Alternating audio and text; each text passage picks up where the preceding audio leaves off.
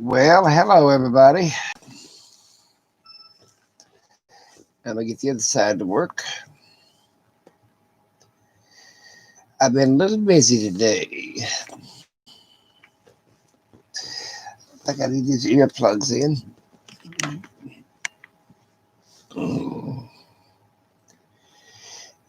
Let's see here. Let's just do that. I think I got it. Let's see here. Let's just do that.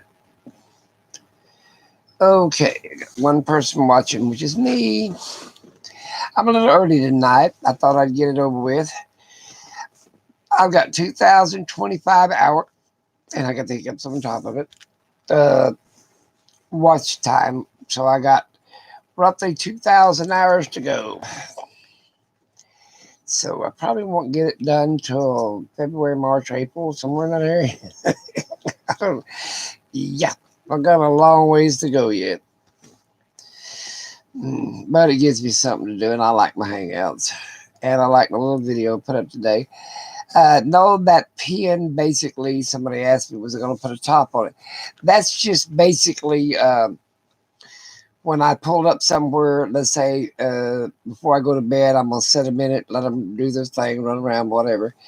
And that way I won't have to worry. I don't want them tied or anything. In other words, I won't be in a permanent place. Now, when I get to the permanent place, they'll have a 10 by 10 or 12 by 12 room or whatever, plus my amulets and plus that little pen.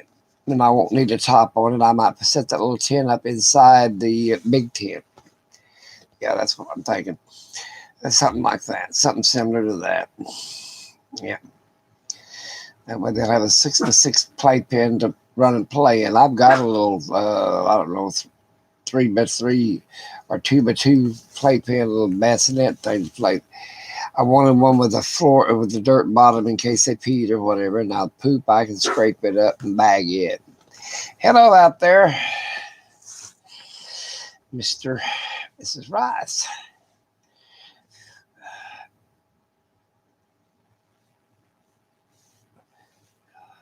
Well, I'm glad you do. I prayed for you. I didn't forget to pray. I hope that diarrhea stuff is a little bit better off today. I mean, I really, really do. It's about all we got to do is pray for one another. Ugh. I was talking about people that's tonight was I went to I forget this guy's hangout, and he was thinking that I was running down people on disability. I said no, or Social Security. I said no. What I'm saying is there's a lot of people that don't need it, but there is a lot of people that do. And the point about it is, if they get the fraud out of it, maybe they can help the ones that really need it better than what they're doing for them. They ain't doing nothing for them, you know. They're like, okay, yeah. There's one guy I've been particularly talking about. He only gets $550 a month. There ain't no way in hell a person can live on $550 a month. I think he gets $26 worth of food stamps. Really, don't knock me down here now. And I think the government can do better than that. The government, let's see here, just tangle it. The government is basically needs to do a step up. You know, step up, help the people, step up. And right now, you got people going homeless and everything else. And I guess they thought 10, 11 months for $1,200 is going to, satisfy, really. What they need to do is they're about to get evicted. They're about to get all kinds of stuff. We need to start some, in some states, the economy is better. In some states, it ain't. So I don't know. It's going to take somebody more smarter than I am. Yeah, maybe Biden can get it done. Trump didn't get it done. He just went and played golf too damn much. Tweet. He needs a YouTube channel.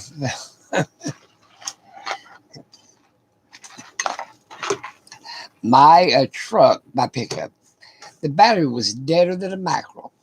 So tomorrow, I charged it up tonight, and tomorrow I'm gonna really get in there. I got so many vehicles I don't drive them all, and I hadn't started that one in quite a while.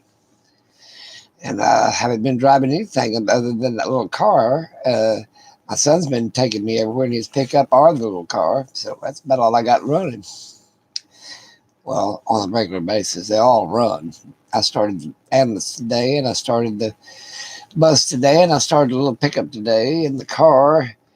We started it yesterday, and then his truck, we started it today.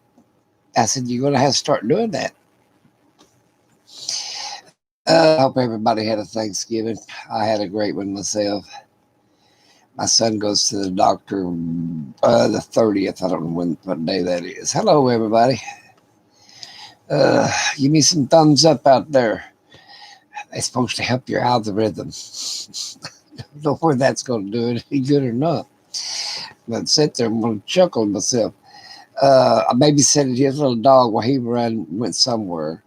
My little dog's a mess. Thank you for the thumbs up out there. Supposed to be 4 more people watching. I can give my own self a thumb up. Just curious. Nope.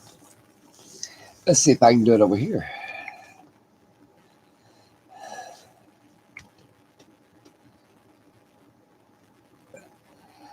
Yes, I can. I can give it a thumbs up on my own phone. So I got that one covered. Now there's 3 more people out there.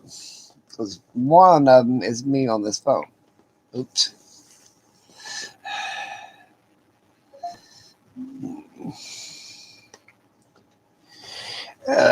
Yeah, it's supposed to help the algorithm. No, he had a great hangout going. I forget. Kim was his name. But they thought I was really going to run down disability. And I said, no, you don't quite understand. There is a lot of people out there doing fraud, which hurts the people that's not.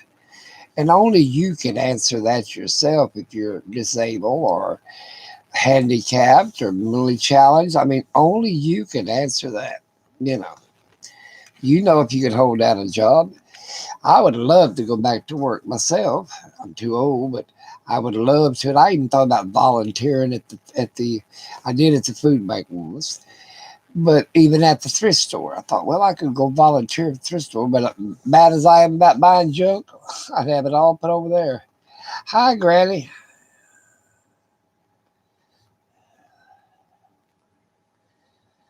Well, you've been staying really busy also, doing laundry and everything else. Yeah, that was horrible that woman got her channel. I just went over there and watched her channel. If we're talking about the same one. She talked about that grocery store guy. Said it was the prepper's fault and the hoarder's fault that they got nothing on the shelves. I don't believe it's the prepper's fault that they ain't got nothing on the shelf, because I buy the same stuff every month. Okay, if I don't use all the stuff every month, I still buy the same amount every month. I buy my let's see, the 18 pack toilet paper, for instance. Well, if I don't use 18 rolls, I still next month buy another 18 roll pack. You know what I'm saying? Or what? I think it's 18 or 24. I can't remember. Well, eventually I'm going to have a stockpile up of, odds and ends and whatever. You know what I'm saying? And I rotate it out. So basically, we don't have a stockpile of I don't run up there and say, well, I went to Walmart the other day. And this guy had 6 24 packs in one empty cart. And he had his hand on top of it to hold it all in there. And I thought, really? I mean, I wouldn't have bought 6. That's all he could have put in there. If he could have put 50 in there, he'd probably put 50 in there. To me, that's impulse buying or hoarding buying or panic buying. No, I buy 3 cans of Spam a month. Well, sometimes I don't eat 3 cans of Spam. So I have an extra one. Yeah, that's what I do. I mean, I could go, I used to buy damaged freight by the pallet. But like I said, a lot of places bought that, retail, mom and pop stores, this, that, and other. And I'd buy like a pallet of strawberry jelly, and some of them would be broke. Well, you had to check all that out. You couldn't resell it. So it was basically preppers and so on and so forth. But And then, but a lot of people ain't buying, 470 jars of jelly. You know what I'm saying? But I buy for my kids, my grandkids, my great grandkids. When they're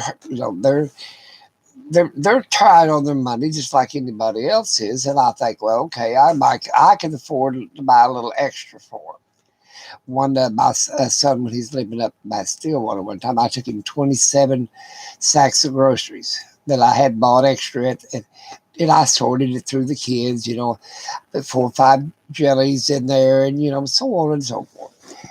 And then when I buy my bacon, I buy 50 pounds at a time. Well, one person can't eat 50 pounds of bacon, but I'll separate it in 1 pound packages, and I'll give each one of them 4 or 5 pounds of bacon. You know, and of course I have plenty left from my freezer too.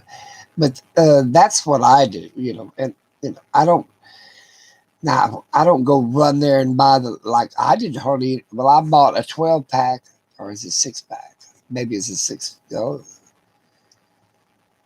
was either a 9 pack or a 6 pack of toilet paper. So I didn't need any.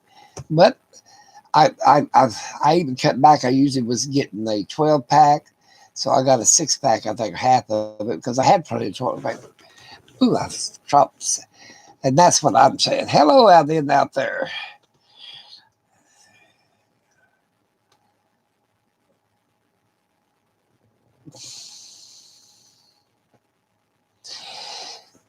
So you stream on your phone and your computer. I'm on the computer right now, and then I got my phone so I can read the stuff. I can't see the screen. I mean, even it's right up there. So half the time I have to get me a magnifying glass. But no, I mean, I don't blame her for really getting frustrated when the store manager called her. It was her fault for being a prepper.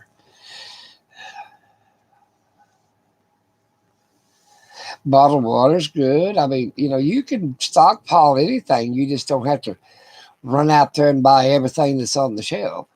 Now, when I go buy my pop, I only drink sugar-free Dr. Thunder. They barely get it in. They only get an 8 pack in at a time. I'll take 6 and leave 2 for somebody else. And then I usually get a stockpile of that.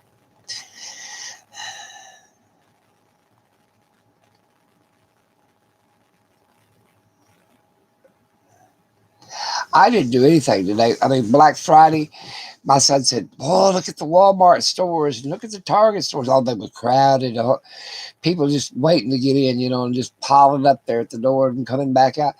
Now, I did go to Lowe's, and it wasn't crowded at all.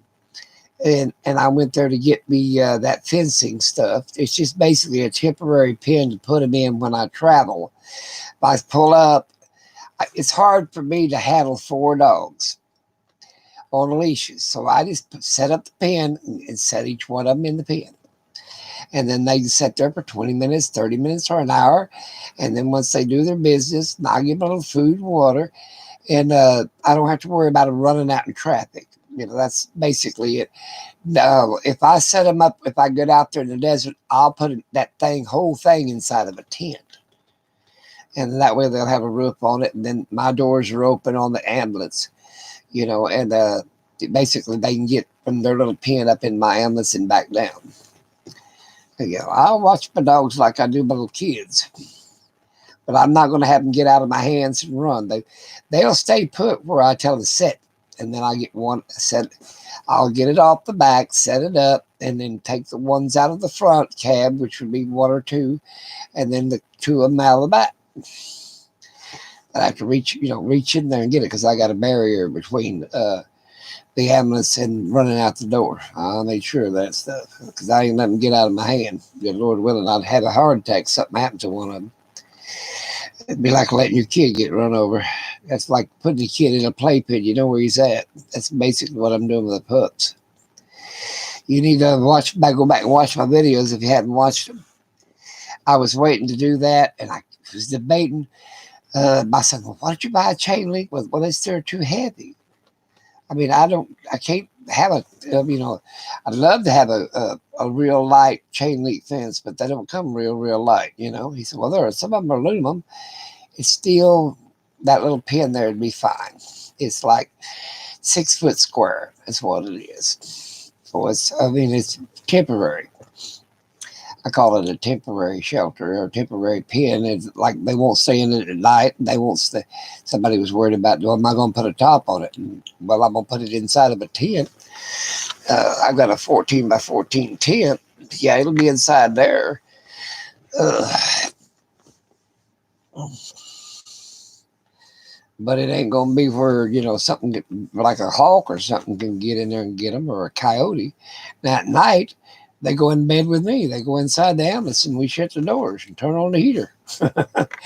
Watch some TV or YouTube. Right now they're all asleep on the divan. Yep, I do spoil them, but that's what I've got. I've only got 2 thumbs up of all 6 people. Come on, people, give me a break. One of them's mine. Yep, I was talking about workman's comp.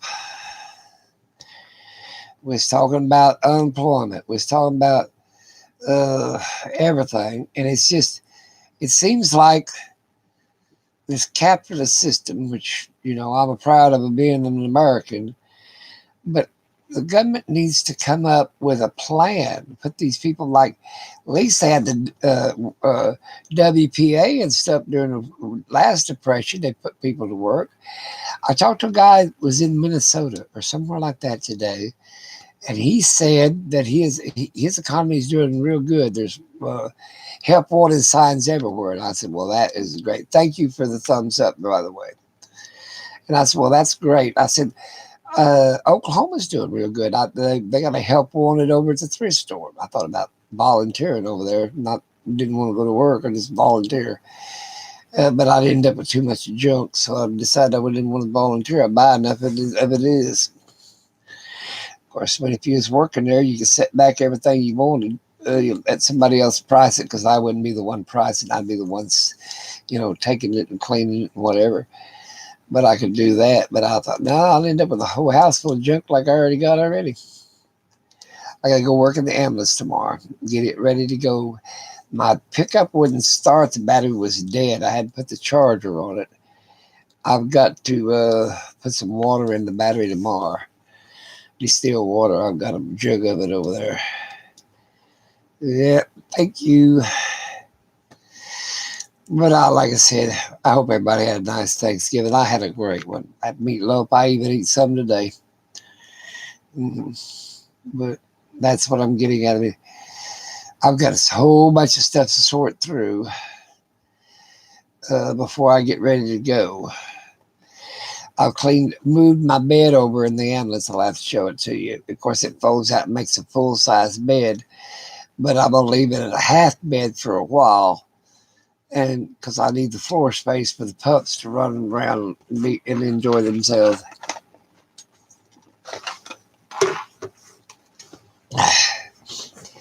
That's what I'm doing. One little step at a time. Oh, I bought a 3-drawer plastic thing like you get at Walmart that's got drawers. It's black, clear drawers.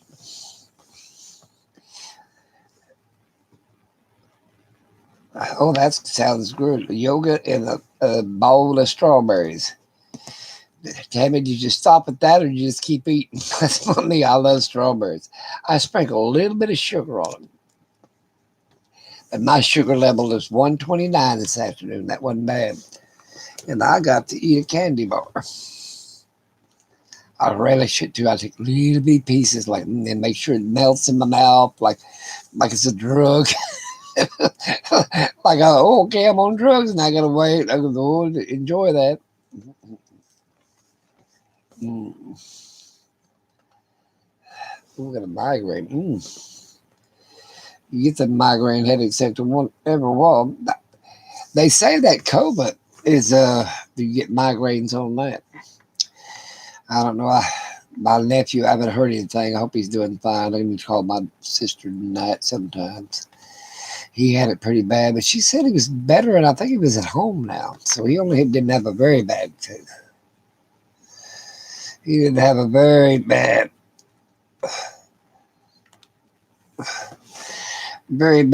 case of it. His wife didn't have one at hardly at all. So there you go. So I guess it affects some people and some people that don't. I'd probably die from it in 15 minutes. Oh, I've got to sort through there and see what clothes I'm going to take. They say they're having cool mornings out there in Arizona and warm afternoons, about 85 to 89. So I don't know how cool about it. I think it's about 36, 40 degrees, but that'd be cool.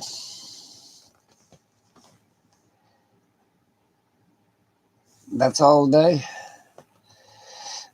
That's all you eat all day.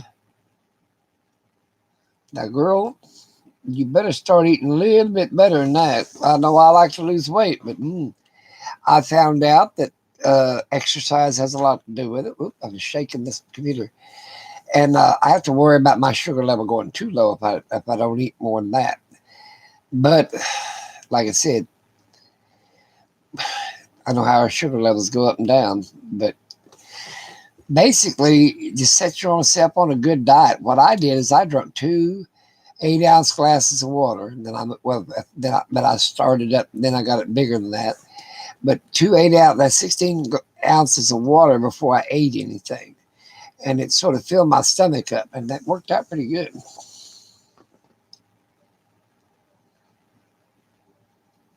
All right. Make sure you take vitamins. I'm going to tell you something. If you are not eating much during the day, you make sure you get up in the morning and take you a multivitamin and some vitamin C for the keep your immune system up. But a multivitamin, woman's vitamin, because it'll have extra calcium and stuff. I have to take extra calcium because of my old age. But yeah, take your vitamin. That'll at least help you. You won't get bone deficiency or anything, or soft bones or something like that. You know how that goes. Oh, I'm telling you, one of these days I'm gonna figure this computer stuff out.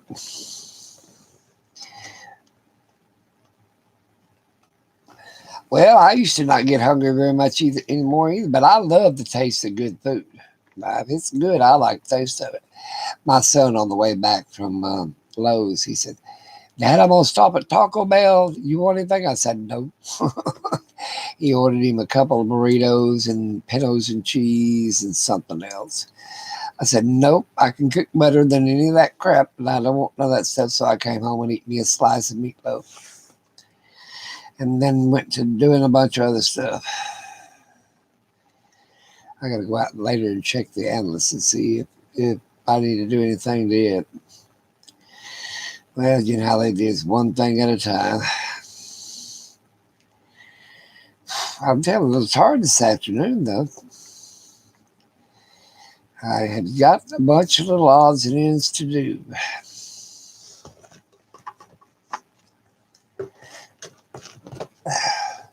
Try to get the other drink of this pop. I don't spill it.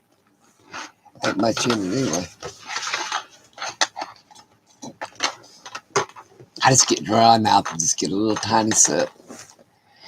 Because I had dry mouth after the stage 4 throat cancer. Whoop, there goes my phone. Let's see, buddy.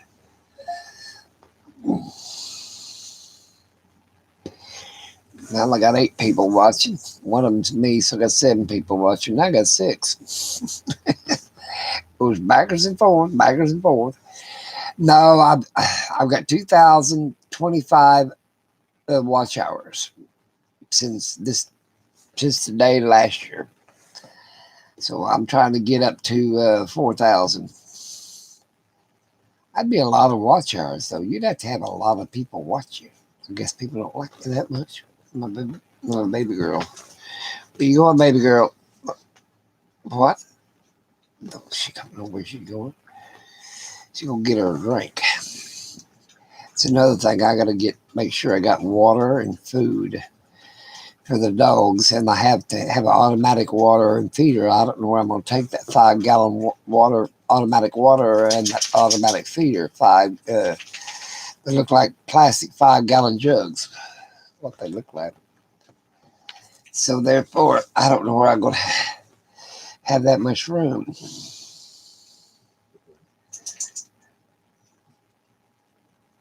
7:30. So you must be way back east.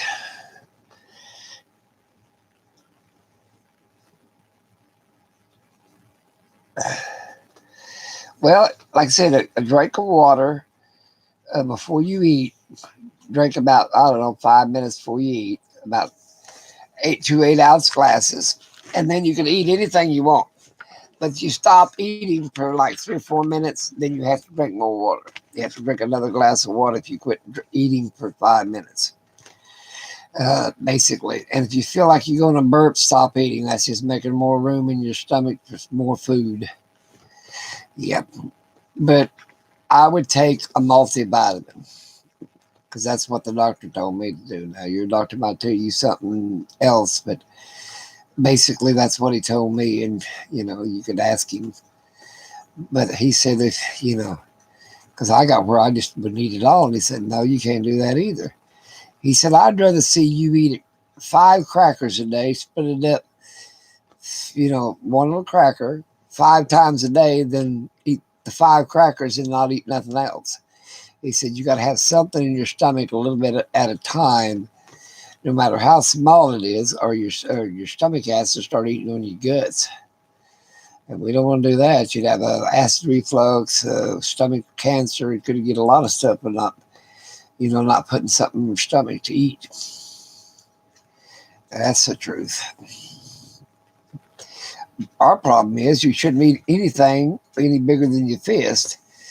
And you should only do that like once in the morning and once about 2 o'clock. And I had started this one thing I didn't eat. I started, you could eat it's nothing before 6 o'clock in the morning and nothing after 6 o'clock that evening. In other words, you had 12 hours to feed yourself and 12 hours to let it digest.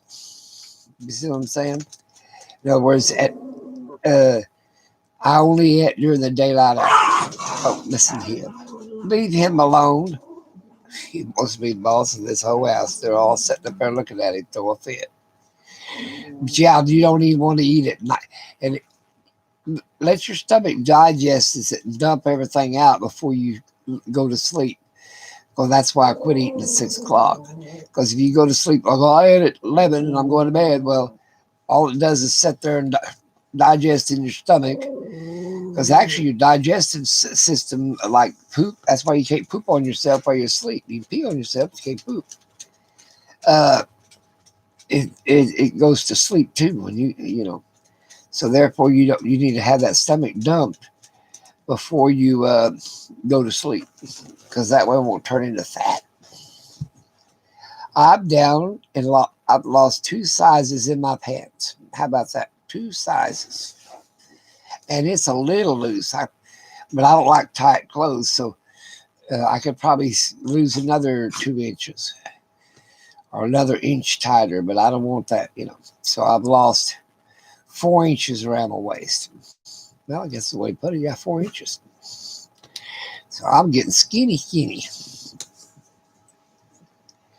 And I ain't trying to. I'm just eating healthy, and I'm not eating no snacks, or I'm not going whipping into no fast food junk place when, it ain't good for us. Yep, I'm going to cook something special, I think, tomorrow. I'll have a cook video. My son said, well, you ain't cooked me an egg in a long time. I guess I could cook him a special breakfast. I guess that's what I do. Hello, Miss Drape. How we doing? Give me a thumbs up, people. They said helps your algorithm. I got 2,025 hours in. Oh, I eat Whoppers all the time. That's all they are is chocolate and flour. That's all they are. I keep some all the time because basically, if I get hungry, I'll eat one of the little chocolate balls. And it keeps you from like pigging out on something. And if your sugar level gets low, it does help too. But you need a protein with a sugar. Because if you just eat sugar, you'll dump that pretty fast through diarrhea and a whole bunch of other stuff. But you actually need a protein to regulate it better.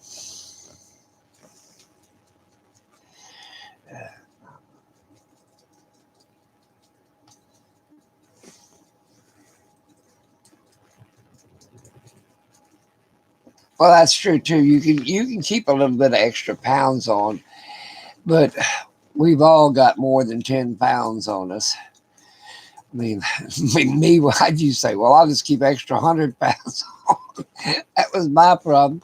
I keep a whole damn 100 pounds on, not just 10, 100 pounds.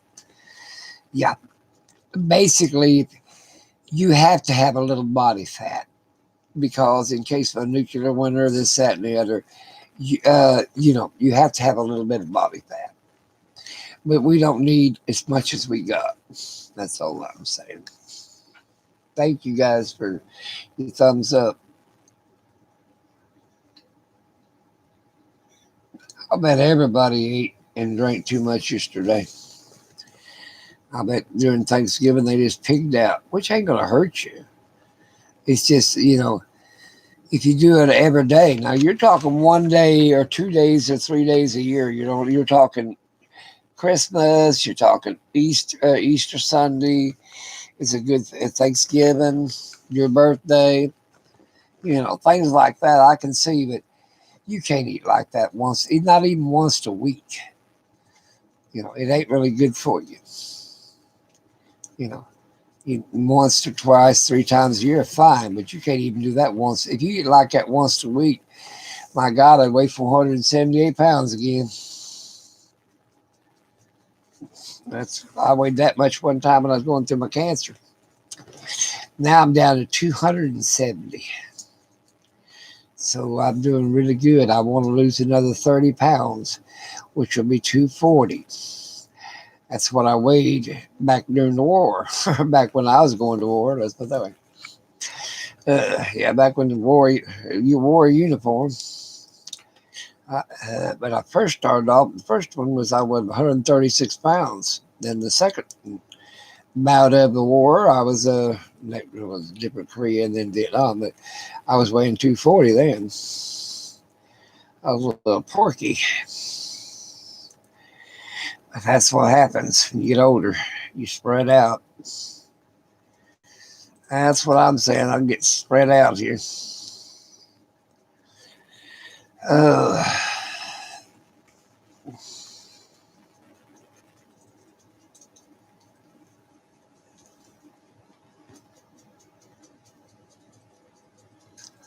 I bet it was.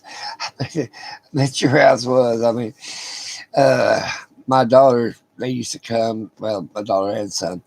They'd come for Thanksgiving, and oh my God, the Tupperware that'd go out and plastic bags and the Ziploc bags and all that stuff. Man, they had enough for eat for 2 or 3 weeks, all of them.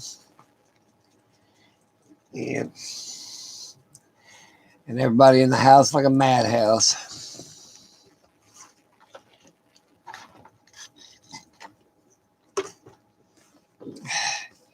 You know what? 25 days, we get to eat like that again at Christmas. Yeah, you get to eat like that again, like Christmas.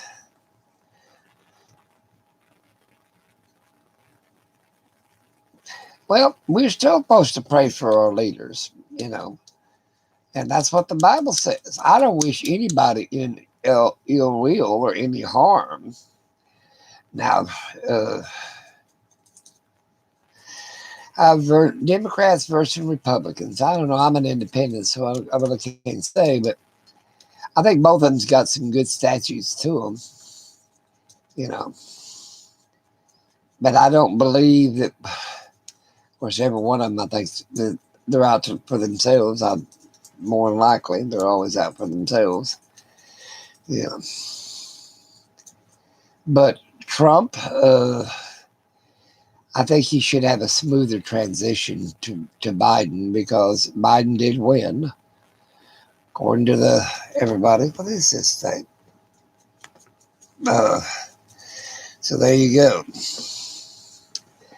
I don't know how much illegal voting went on. Hopefully none. Because what the media says, nothing went on. Like I said, I'm not there counting the votes, so I have no idea. But I do know that we've got to pull together as a nation. We really shouldn't be Democrats or Republicans. That's why I went to being an independent a long time ago. I don't want to just be classified as one or the other. It's like the North and the South, or the East and the West. I don't like that. I like where we are. And the only way we're going to pull together, now we pulled together after 9/11.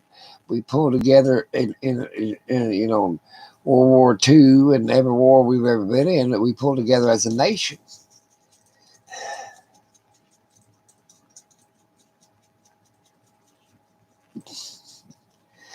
Well, that's what I've been saying. It's just, you've got to realize that we're Americans. That should come first, besides God comes first before anything. But being an American should come first before. It doesn't matter whether you're Democrat or Republican. One conservative and one liberal. That's basically what you're saying. Uh, Republicans are known for being conservative, and Democrats are known for being liberal. But there's a collar on how much of a liberal you are and how much of a conservative you are. I think everybody's different. We've got some real staunch liberals, and we got some real staunch conservatives. You know, to me, I'm a little bit on both ways. I mean, I think it's a give and take situation. I think there's too much take in America. We're talking about today. My finger.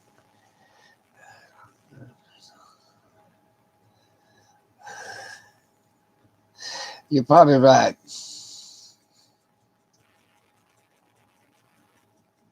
Well, Biden's already won. So therefore, we're going to have to put up with him for 4 years. Now, they say Trump's going to come back in 2024. Okay, he's entitled to run again if he wants to. But that's my opinion. That's it. We'll just have to wait and see how it goes. That's about all it is. I'm more concerned about our local politics. Who's going to be our mayor? Are we going to get crosswalk guards in this year? You see what I'm saying? After if we start back up our schools and stuff. That's what I'm versus on the little thing in our local area where I can change from the little parts of it. Do we need do we need this in town? Do we need that in town? And then move on up to my county or my state offices and stuff. Who I want for county sheriff, that kind of stuff. But I think if everybody forgets about that, they just run out there and, I got to vote for president. I want this president. Blah, blah. They forget who wants to run for city mayor, sheriff, and all this other stuff. Our judges. Our county judges. Hell, even I believe the coroner runs for office. You know what I'm saying? Who do we want picking up the dead bodies? That's what I'm saying. One step at a time, people. One step at a time. And that's all I can say. Just do that one step at a time. But I do know that if we get economy going back up and people start, it didn't look like Oklahoma was hurting too much on the economy if you was looking at how many people were out Christmas shopping on Black Friday. Now, hopefully they wasn't all using the credit card and running themselves further in debt. Hopefully they was paying cash or write a check that they had the money to pay it, So therefore, I hope so. But it didn't look like anybody was suffering, So we'll have to wait and see. They should have. I don't think people's going to buy as much as they did the year before that, because they just ain't got it this time.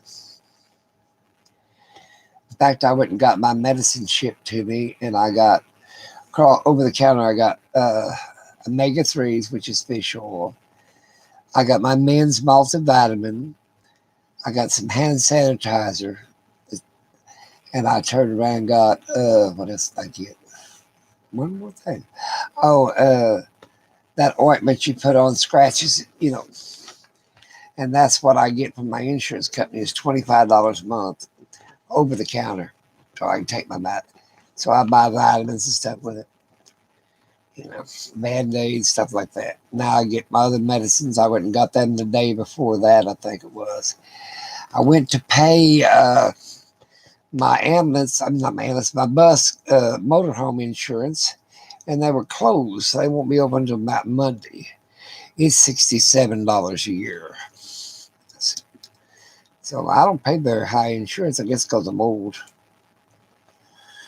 But my house taxes and all that stuff, oh my God, when all that property taxes comes due, I just tremble. I got so much of it to pay. This big old house, they stick it to me on this one. Well, it goes for schools and other things in your county, It goes for your ambulance driver. It goes for all kinds of supplements. Your property taxes do. Well, like they said, taxes in taxes in die or something like that. Yep, I ain't worried about it too dang much. I just think that between me, you, Rock, and the hard place, I think that America needs to pull together. That's about all I'm saying. I don't think we need to go crazy about one president or the other. Pray for him, for his downfalls, because we all got him. But I don't think that I would lose any friendship over who's running for president, let's put it that way, or who's going to be president. I ain't going to lose no friends over it. Now, they're entitled to their opinion. I'm entitled to mine. Yep. I like socialism a little bit, to be honest with you. I like the idea of free medicine and free doctors. But you might have to wait 6 months to get into one. There's only 2 countries in the world, America and some island out in the Pacific, that don't have socialized medicine. How about that? So it must be pretty good. Every country's got it but 2. Even England's got it. Germany, well, everywhere. Canada. Yep, they all got it. That's socialized medicine where the government's responsible for your health. I think Obama wanted to get that Obamacare for that. I think that was some type of socialized medicine. I'm not sure, but I think that's what it was. He wanted everybody to be on Medicare. Not Medicaid, but Medicare. So he couldn't get that swung either. I guess if he had a Democratic Congress, he probably would have got it swung. We have a Republican Congress, a conservative. And we're liable to lose that this year. They say that there's 2 seats going to be available in the Senate, and they could lose it and be a Democratic Senate instead of a Republican Senate. Wait, we'll hide and watch. Yeah, we lost a few houses in 2 seats in the House, but that didn't matter because there's so many Democrats in there already. One or two liberals. I mean, not liberals, but independents like me. I think there's 1 in Congress, 1 independent. Sometimes they'll vote Republican, sometimes they'll vote Democrat. So that's like me. Sometimes I'll go Democrat. It depends on the person. Sometimes I'll go Republican. Depends on the person. I don't just vote a straight party. See, that's what happens with a lot of Democrats or a lot of Republicans. They'll vote for a straight party because really they ain't paid no attention to who in the hell is a Democrat that's running or a Republican's running. So they just vote, a party along a party line. Well, that's sometimes not the best. Yeah. I don't like voting somebody who's been in there 30, 40 years myself. If they're going to do any damn thing, they'd have done that a long time earlier. So we don't know. Ooh, what can I cook tomorrow? I could cook some pancakes. Tomorrow for supper. Let me think what I would cook for tomorrow for supper. I've got chicken. I make chicken and dumplings, chicken and noodles. I like chicken noodles better than chicken dumplings. My kids like chicken in dumplings with canned chicken, canned biscuits. Really? That ain't chicken and dumplings to me. And then there's a way you can roll out the dough and make like chicken long dumplings square. To me, I like drop dumplings. You make up your batter and just drop it in the boiling chicken. That's what I like. And load it up on the pepper. What? I don't know what I want to cook tomorrow. I don't know what the heck's in there really. I need to cook up some of that meat though. Cook some pork chops. That's what I need to do. I need to cook them dang pork chops. That's what I'll do tomorrow. Yep, that's exactly what I'm gonna do. Maybe stuffed pork chops with mashed potatoes and gravy. Ooh, that'd make me fat. Gain the weight, Lucky. Hey, CR, what are you up to? Well, there you go. I tried to vote for Santa Claus. They wouldn't let me. That's the truth. He gives presents, and you only have to jack with him once a year, and all he wants is a glass of milk and some cookies. I can swing that. He wouldn't be raising my taxes or nothing.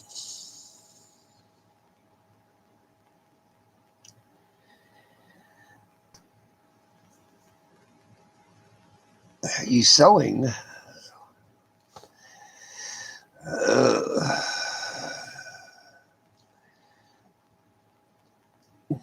What are you making? I got two sewing machines. I got two of them suckers.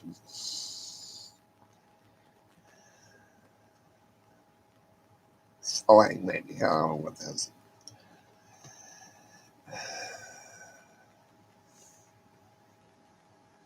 Ham and pea soup. There you go. Make it for Christmas.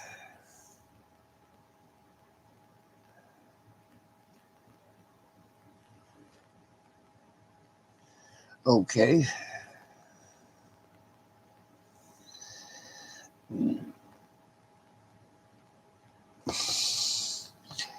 Stay busy is my motto. There's plenty of rest in the grave. That's what they say. Yeah, that's what they say. That's what the Bible says. Work while you still can because there's plenty of rest in the grave.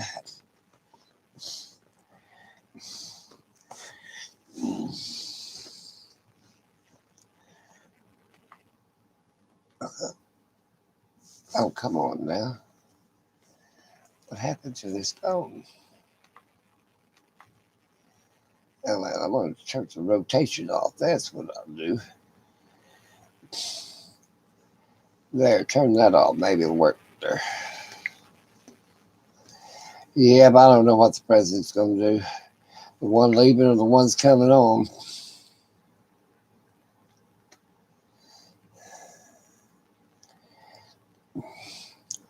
He got real mad about somebody talking to him the other day. You don't talk to the president. I'm the president. The one that fit. Of course, they've not been very kind to him either. So there you go. There ain't no telling. Oops, let me get this thing to work right. Here we go.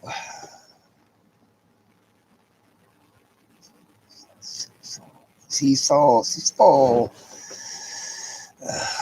Okay. Gotcha. Oh, my head hurts. That's a look at this. How little they make things.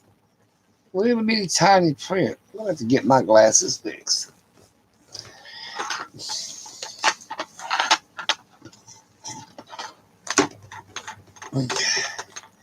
I don't know where I even locked up the back of the ambulance or not. I'll go out there later and check it. That's what I'll do.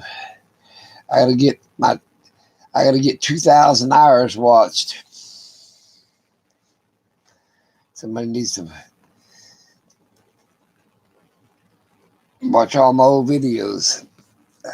I look like I've changed over the years. Ow, my neck. I got a scar there, and it drives me crazy because you shed skin, and that skin just does not want to come out of there.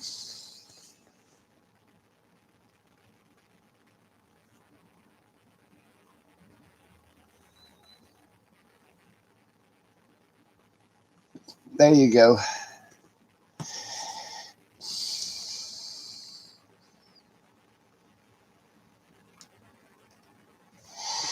I don't know. We was talking about this poor woman. Uh, she, the store manager got on to her, and she published it. I wouldn't have put it up there. She was telling how said that the reason there's nothing on the shelves is because of the preppers. And I'm thinking, no, you sure took their money when it wasn't having a pandemic. It's the suppliers and the uh, this wholesalers. You know, it ain't the preppers' fault. I actually didn't run out there and panic buy anything. I done had all the crap I've been buying for years and years and years. Buying it in bulk. And the best place to go is go to like a distributor like U.S. Foods, which sell to restaurants mainly, and they sell like 50-pound boxes of stuff. They don't sell a pound of this or a pound of that. It's 25 to 50-pound boxes. Like you want, per se, hot dogs, you can buy 25 pounds of them. They don't sell a pound and a half, 2-pound boxes. That's what I'm saying. So therefore, that you buy it in bulk if you're a prepper, or you can buy vegetables there. I go to the farmer's market and buy mine by the lug or by the what is it, peck or the bushel. Yeah, I was trying to think what they call that small one. That's a peck. 4 pecks in a bushel, I believe, if I ain't mistaken. It's been like 4 quarts in a gallon. Yeah, I think it's 4 pecks in a. Yeah. Yeah. Forget all the other names they got for that stuff. Been 100 years. Uh,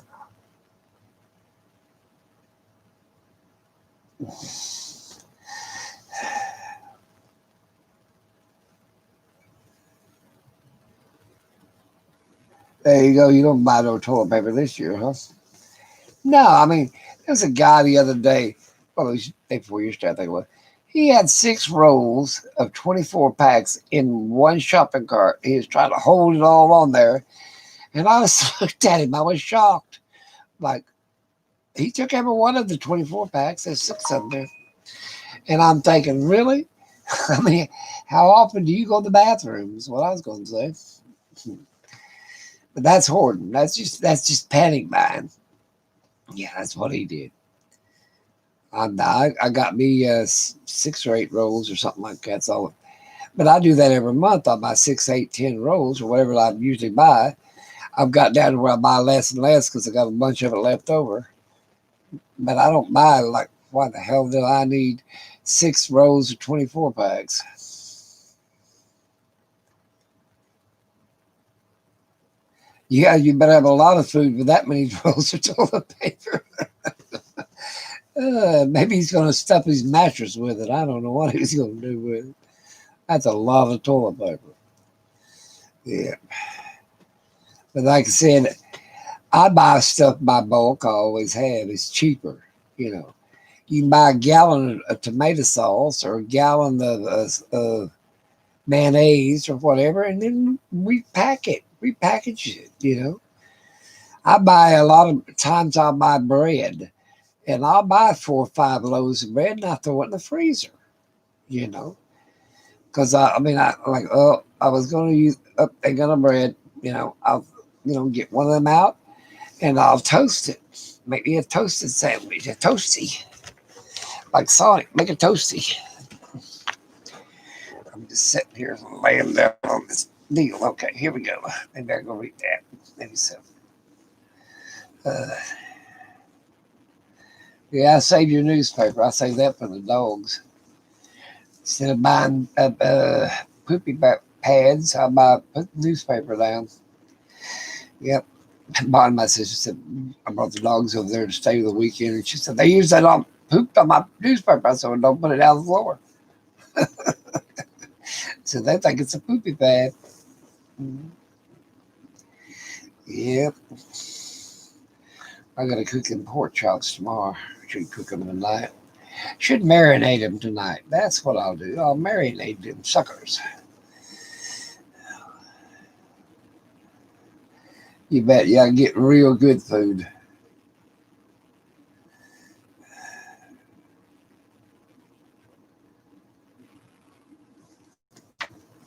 There's a lot of things you can do. Oh, my head. Got a headache tonight. Food is, are you buying food that you like? That's bad about a prepper. They'll buy, bulk stuff. And they're like, okay, but you got to buy food that you like. The number one thing, what the number one thing a prepper needs? The number one thing. Listen, you guys answer it out there. What the number one thing a prepper would really need? Let's see what they are. And I'm going to tell you what I would do and what I have done. My number one thing.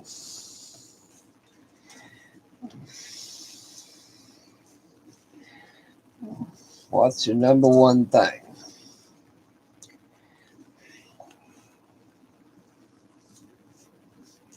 What do you think a prepper needs more than anything?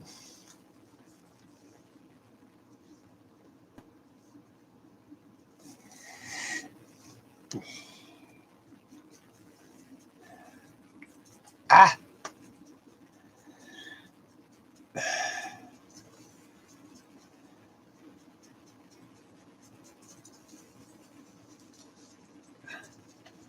I'm reading them.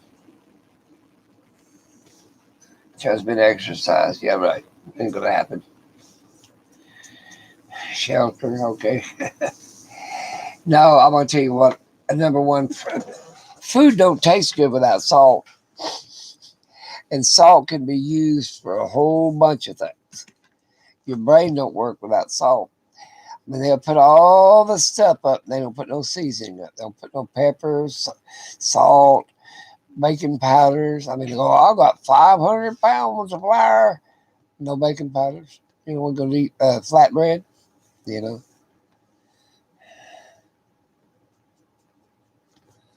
Hey, Rosanna. I seen you over there on that last show. They got to talking politics, and I left.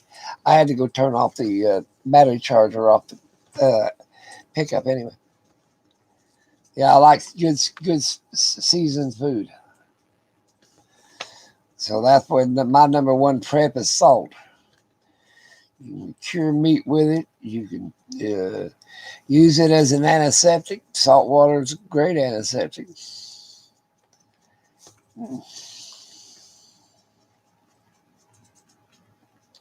You left too. I don't blame you.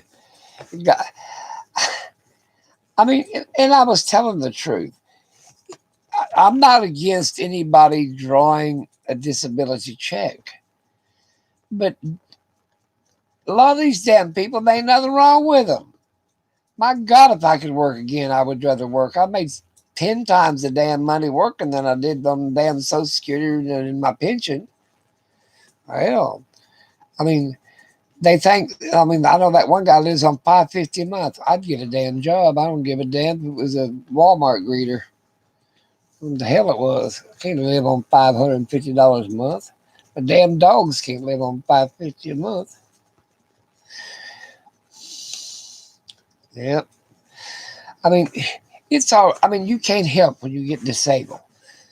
Okay, but a lot of these people, they think, oh, I'm going to get me a disability check. Well, the hell, they don't get. 99% of them get under $1,000. And besides that, who the hell wants to sit at home? It's the boringest damn thing I ever did, sit at home in this damn house. I'll get projects going. Ain't no shit there. Yeah, food stamps. Yeah, get you some food stamps. That'll help you. Yeah, all this crazy ass shit. get a damn job, and you know that not 100% that draws a disability check are disabled. This one guy really pissed him off. Rosanna was over there when I guess it made that. He said, well, there's mentally disabled. And I said, well, of course there is. I ain't saying, physical, mentally, whatever.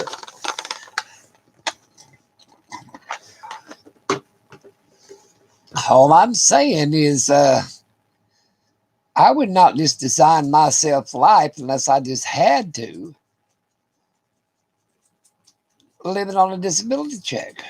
I do like what Kennedy said. Old ex-president Kennedy that got shot. He said, think not what your country can do for you, think what you can do for your country. That's the same way. Don't think what others can do for you, think what you can do for others. I volunteered at the food bank. I done all kinds of little odds and ends stuff because I was bored and wasn't able to work. I only had to go down there one day a week, and sometimes I miss that. It's just they just don't understand that. The one old boy said, "Well, I don't want to work ever again." Well, hell, who knows? It's the job you had, dude. Well, you can live on SSI or SS or what, Social Security, or he said that one guy said SSI. Well, that is state welfare is what that is, and Medicaid, I think is what it said. Well, that's state funded, not Medicare is federal funded. Social Security is federal. Yeah, they had a plan for disability people. I retired in 72, so I can go on my Social Security. But the point I'm getting at, if you're able to do something, who in the hell don't want to do something? Well, half these people, I don't even want to get into this politics. I'd rather work. I'm going to say, I'd rather work. Of course, I didn't do a hell of a lot on my job anyway. I sat behind the desk half the time.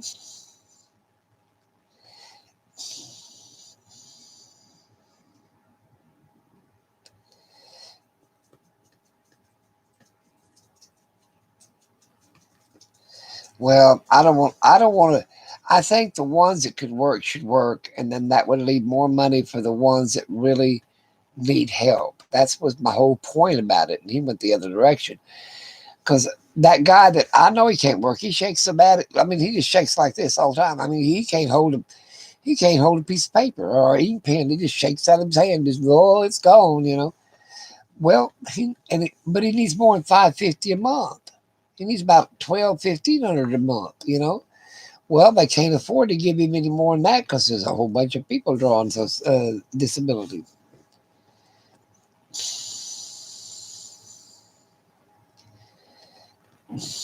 Yep, everybody works.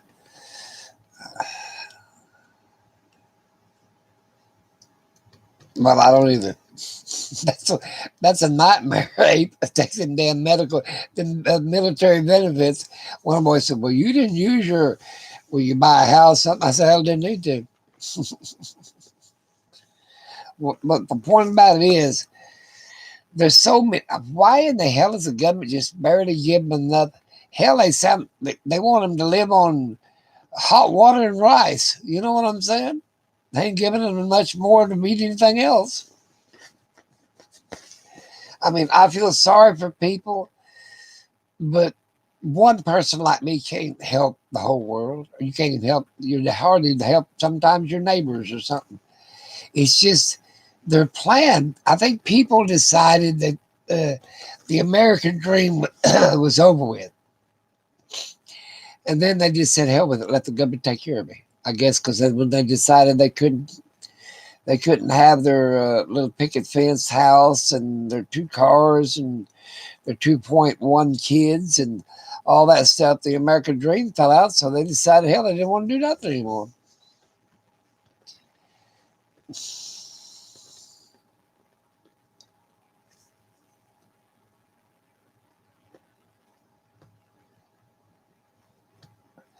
Yeah, it's like when I prep, and I do prep, but I've got me, for an instance, that I've got my oldest daughter, her husband, my second daughter, uh, her two daughters.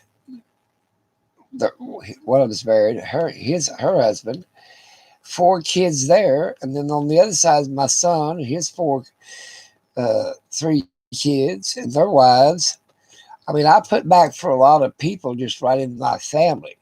I've got the money to do it, thank God, and I've got room to do it. I've got room to store stuff, this, that, and the other. I'm not asking anybody for anything, but I am asking for to at least try to help your own family members. Sometimes that's hard to do. And at least then venture out to your friends. You said you can't just walk up to a stranger because you don't know what the hell they need. Like I told my kids, when I die, I've got plenty of shoes and clothes. Give it to the needy. And I said, don't just drop that shit off at Salvation Army. No, you set up a booth and you put them damn shoes on them people that need it. Put the damn coat on them. You know what I'm saying? I said, you guys don't want them clothes of mine or them shoes of mine. And I don't want you just dropping it off at Goodwill so they can resell the shit. I want you, the real true homeless can't afford to buy a damn second-handed coat. Yeah, right, Lucky. Get me started. But that's the truth, though.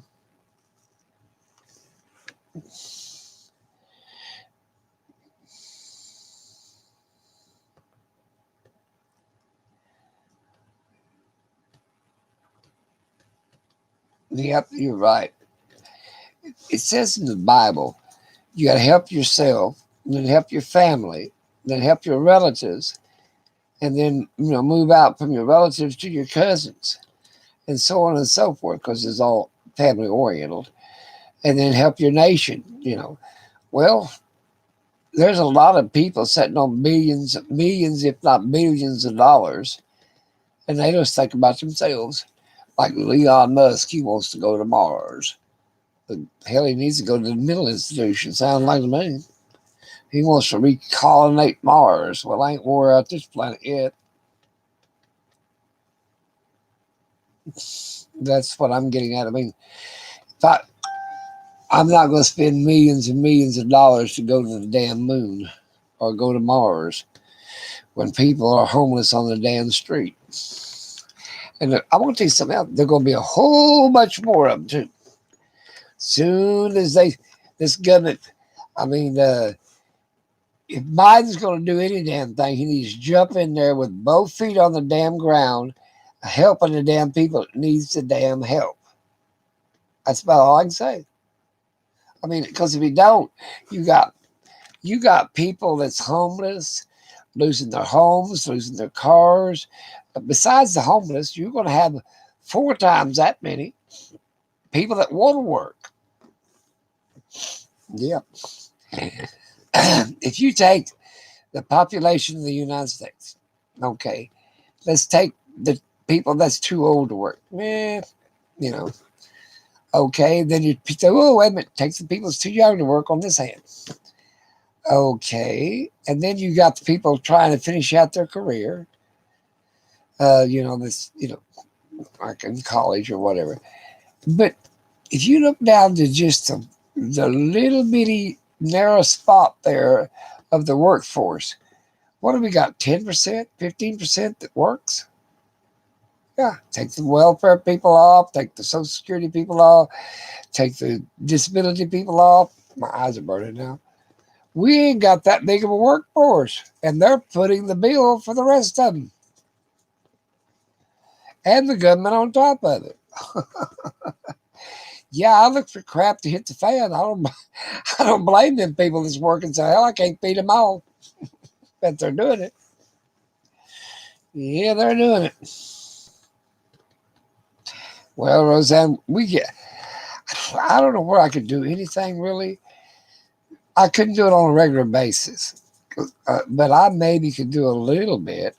I could probably 1 or 2 days a week volunteer to get the kids across the street. You know what I'm saying? Be a walk guard. I don't like kids much anyway, but I wouldn't have to talk to them. I'd just say, I'll hold up the sign and say, "Stop, dummy. Don't run over a kid." I think I can do that once or twice a week with some of the older other people. I can sit there in my walker or use my damn wheelchair, my cart. Yeah. Things like that. We can see. I will say, I brag on China or some of these third world countries, or even big countries like Russia and China. Everybody does something. You know what I'm saying? They don't just give it to them. You know, I think that was our big mistake. We just give it to them. That's all right. You don't have to work. You're in America. Here, we'll just give it to you. We bring people over here from somewhere else and give them $2,500 a month. Yeah, so they get established and they can get it for 10 years. Yeah, they can get $2,500 a month even though they own a store. Yeah, they can clean us out.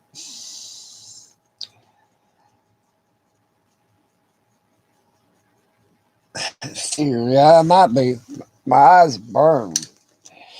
My glasses needs fixed and upgraded and all this other stuff. I can't even see my face on the computer with my glasses on, much less read something.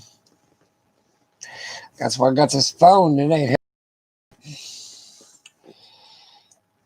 JK.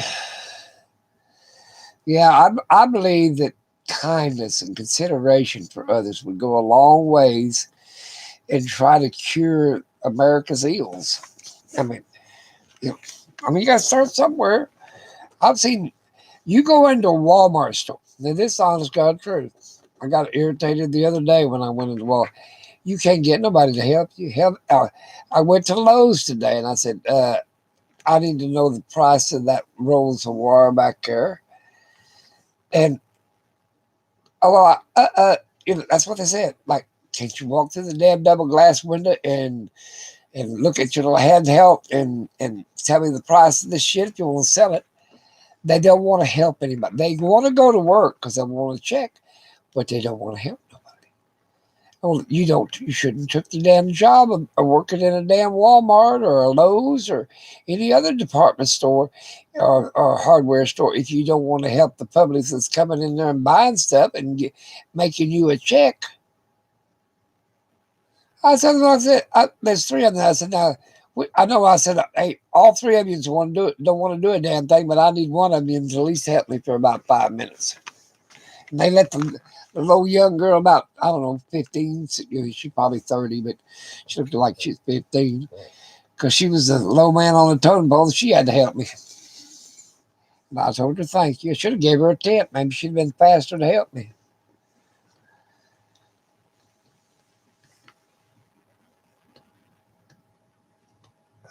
That's the way it goes. Prepping, you don't prep for yourself. If you do, you're one selfish son of a bitch. You prep for others. You see what I'm saying? If I'm gonna be the last damn person on this damn planet, do I really want to live that bad? You see what I'm saying? You prep for others. You try to, and it's just like there's a lot of things I know how to do, but I'm getting too old to do a lot of it. I can take a regular standard engine and we'll make a steam engine out of it. Well, hell, surely we got a little water and a little bit of damn fire and make you a steam engine or a gasifier, make it run off of wood. Things I know how to do. Okay. But you're going to have a healthy force behind you to get it done. You see what I'm saying? I can tell them what plants are good to eat, what plants ain't good to eat, but I can't walk 2.5 miles hunt for them. You see what I'm saying? It won't work. Like I said, I don't even play. If we went to a Mad Max time, I don't plan on living about 18 months. 18 months, 2 years max. That's it. But in that 18 months, I want to be able to train everyone that's in my group. I can't give them one person all the knowledge, but I could take 5 or 6 or 7 and split it up. Okay, you know what kind of plants now to eat. You know how to build a gas fire, a steam engine, or anything else. See what I'm saying? You know how to do light surgeries, gallbladder, appendicitis, abscess tooth. You know what? Okay, you got all that now. because it takes a lifetime to learn a bunch of stuff. But in a short 18 month period, I could train someone, you know, uh, a little section of it, how to can food, how to do stuff. You know what I'm saying?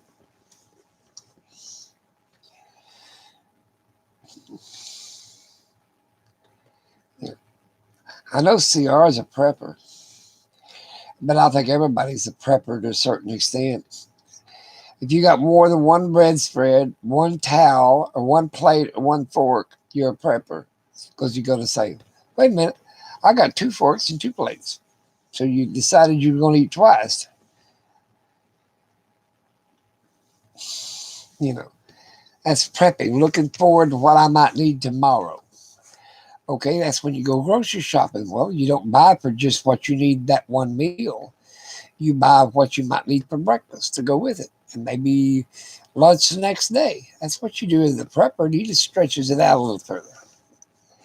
And that prepper, I watched two of these preppers. I want to laugh at them. The one's good from Canada, and the other one's from Spectral something or other. Uh, I laugh at them. They just want to scare. They like going to church and the preacher preaches hell, fire, and damnation. So I just laugh at them. For it to turn into a Mad Max and people are marauding the streets, robbing you and killing you for your food supplies and your shortages, it ain't never going to happen, people. You'd have to lose America. You'd have to lose every country's government. Now, I ain't saying it ain't impossible, but for it to really turn into a Mad Max, Thunderdome, ain't going to happen. Not in my lifetime, not in your lifetime either. Are we going to have hard times like another COVID pandemic? We're going to have another pandemic. I can guarantee it. I think we're going to have one before, let's see, in the next 5 years. Probably before 2024. Yep.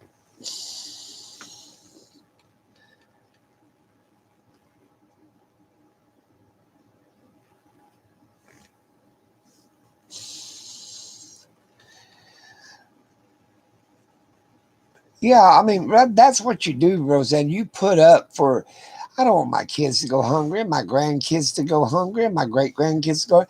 But I know that my kids are helping their grown kids, with baby clothes, buying them baby clothes, and or whatever else they need. I know my grandkids, they're helping their. I mean, their kids. I mean, they got to worry about colleges and feed and their cars and all this other stuff. So hell, I can't put up a couple 100 pounds of food for them. You know what I'm saying? It takes 2,000 pounds of food per year. That's dried products per person per year. Yeah. And that ain't counting water and all the other stuff or all the animals you can find and kill or all the other crap. It did dried products. I mean, cornmeal, flour, all that kind of stuff. Noodles, it just takes that. There you go. We got them great grandkids too. I mean, yeah, I put a food up for them because I know exactly who's going to come. I got three kids, one son-in-law. That's four. Okay, and then they got three more kids. Okay, you got, and then four more kids, and then three more kids. That's six. About 15 people, roughly. About 15 people. And if I can keep half of them alive, and now some of them won't be able to make it if Mad Max hit, they're too far away.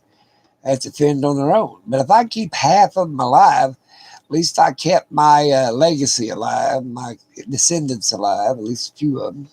You know what I'm saying?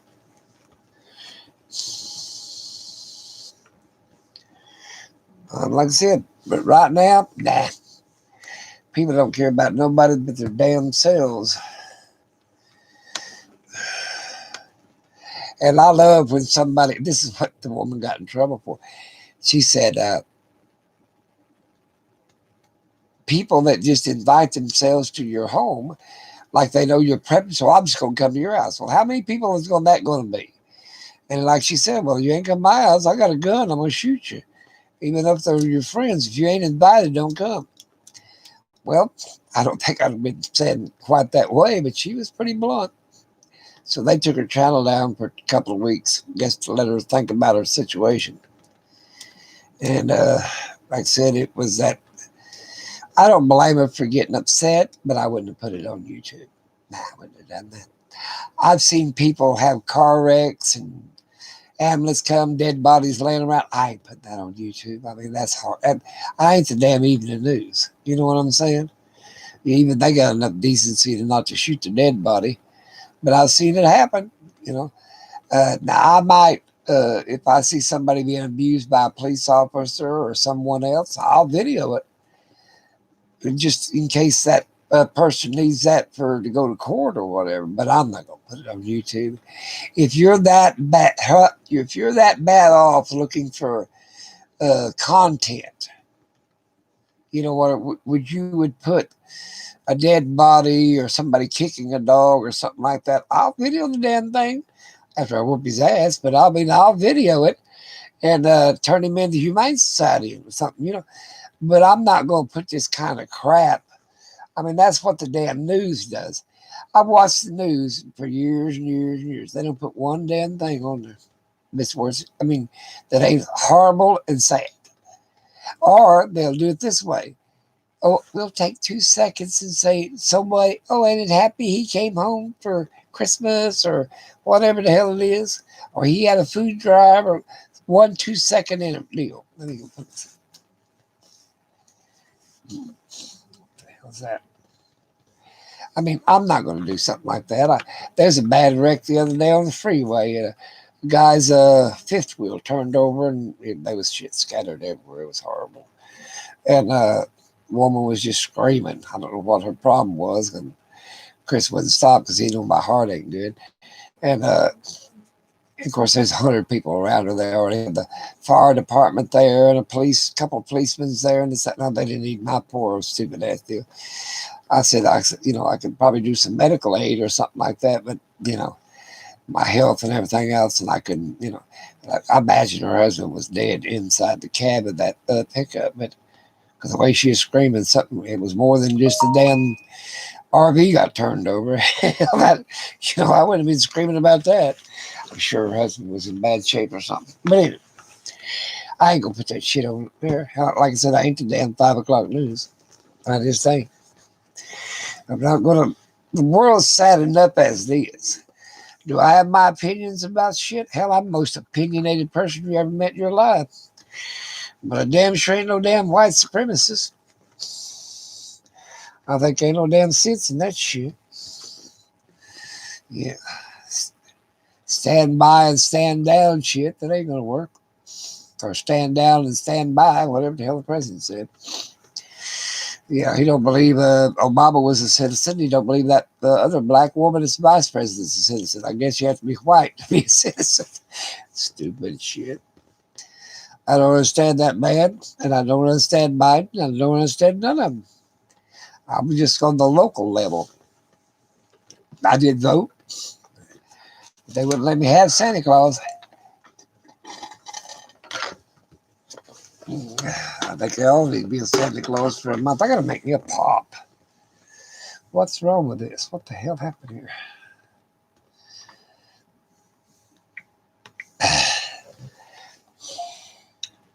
Here we go, punch a button.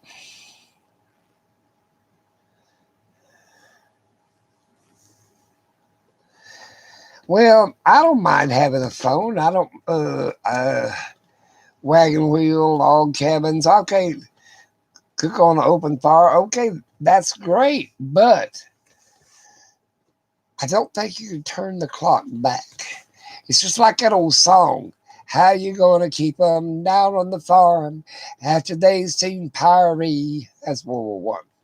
Yeah, it's talking about the Doughboys. Came back from World War One. But how are you going to turn back put them back the genie back in the bottle. You just go try to take a damn phone away from a 15-year-old kid. They'll have a scratch your ass out. They run into them doors as it is. Walk off curbs, run into cars, every damn thing else. I can't wait to text, even though they're going to get run into a car wreck. You cannot put the genie back in the bottle. That's like once you tasted sex, it'd be hard to just quit sex. You see what I'm saying? Reminds me of a damn cartoon I seen the other day. I laughed so damn far I fell out of this damn chair. It was on Facebook. Instead of I think it was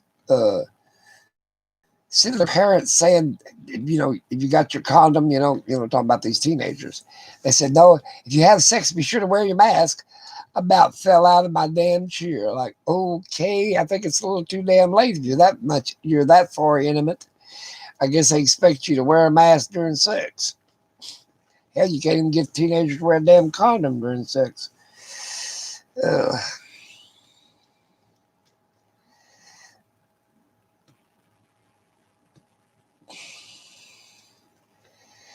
Well, okay, these people that want to live off grid, and I got this guy.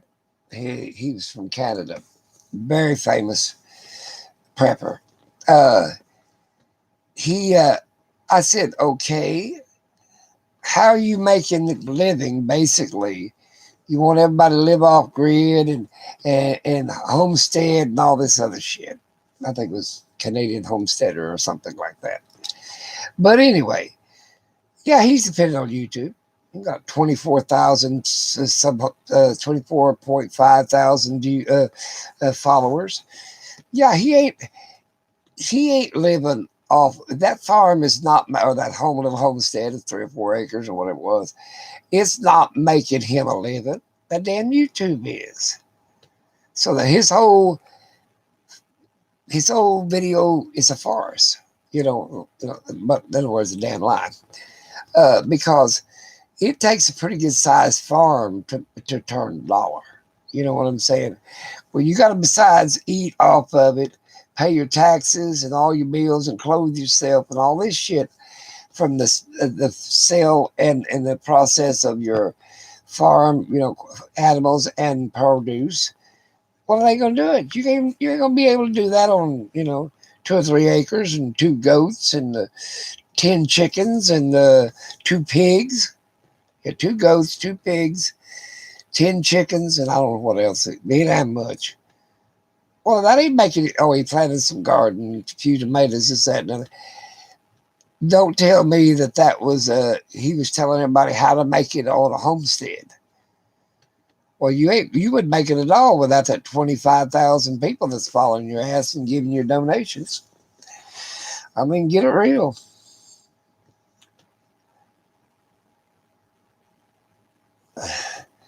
Life coach. I need to be somebody's life coach. I'm going to tell you what. You need 2 jobs, dude. Like a people from India. 2 job, man. 2 job. Yeah, if you ain't willing to work 2 jobs, 16-hour days, and then pick up side work, you're great. You ain't gonna make it. That's my opinion. What we do need to do is, I want to tell you. Let me give you everybody wants a secret of life and longevity and success. Let's put it that way. When you go to work for an employer, and you're the employee, okay, he hires you for this low-level job. Got it? So he trains you, so you know this low-level job. So pretty soon you work there for a while, 6 months, a year, 2 years, whatever it takes. You move up to the middle edge job. It ain't the low level, it's the middle class job. Okay, you learn that job, and you know the one below you. So you got 2 positions there. You know the one that you're in and the one that you left. But also take it on your own to learn your boss's job. Because every damn boss I ever had was lazier than hell. And he'll pretty soon pile more of his work on you, pour more of his work on you. And most of bitch and complain, I never did because I knew one damn thing. He was either going to move on, get fired, or retire because he didn't do his damn job. I was doing it, so they'd fire his ass, or he'd move on up to a higher position because he was doing his boss's job, or he retired. So I was going to get his position, just a matter of time. And if you really want to make a good employee, you go 30 minutes, be there 30 minutes before anybody else gets there. Start work. I don't give a damn if you hit a clock or whatever. If they don't even want you to hit a clock, go back and hit the clock after you work 30 minutes. And be there 30 minutes after everybody left. That's how I climb that ladder, and I climb it fast. You know, they said, well, ain't you going home tonight? Oh, I've got a few things. I'm getting it set up for in the morning. And I've had my boss go out in the parking lot. Hell, he might have thought I was stealing or whatever. But about 30 minutes later, I'd come trotting out there. I didn't, I wasn't stealing anything. And then he'd check, see what I did. He'd go back in after I left. I knew where he did. And then I've had him, like I said, he'd be there. I'd be there in 30 minutes. And you know what? I moved up on the ladder. He said, oh, I'm not even going to explain it. Go over it, Lucky. He'll tell you. He'll handle it all. Let me go see what somebody said. But that's what hello, Gail, if you want to climb that ladder, you got to put out some damn energy. You can't just, oh, nobody understands me. Nobody likes me. They're trying to work me too hard. To me, I want their damn job. I want their damn paycheck. I want that boss's money. I want what he's making.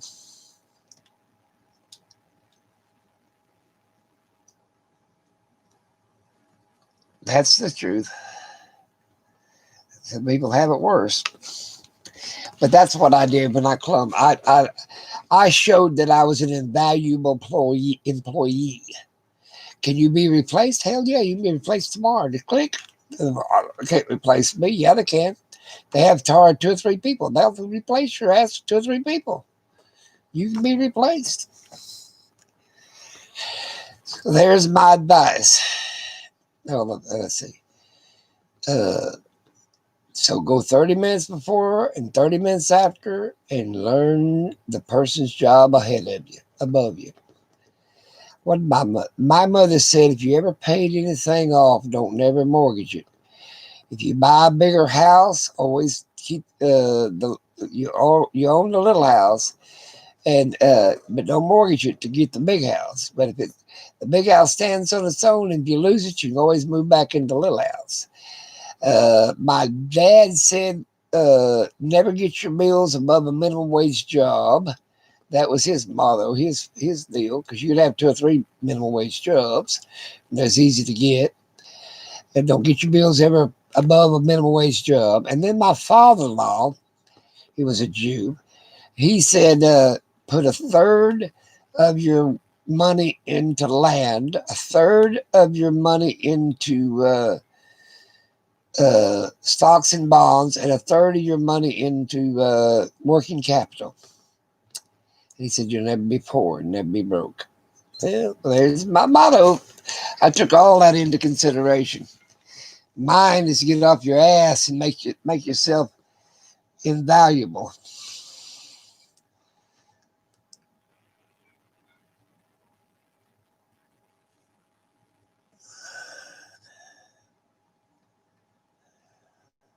Oh Lord.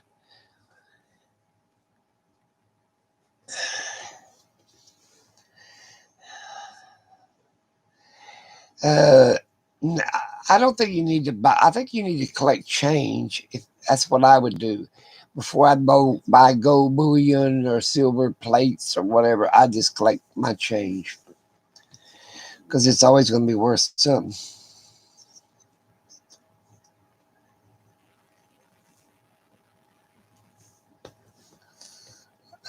That's my motto about food.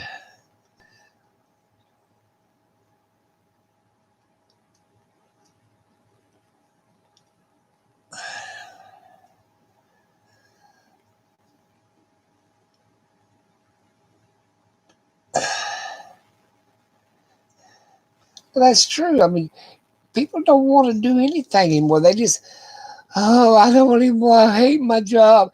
If you go in there being a sourpuss and saying, I hate this, I hate that, and whine and bitch about your job. I had a boss one time, Sonny Edwards. He said, Lucky, I don't know what color the sky is in your world. He's trying to belittle me.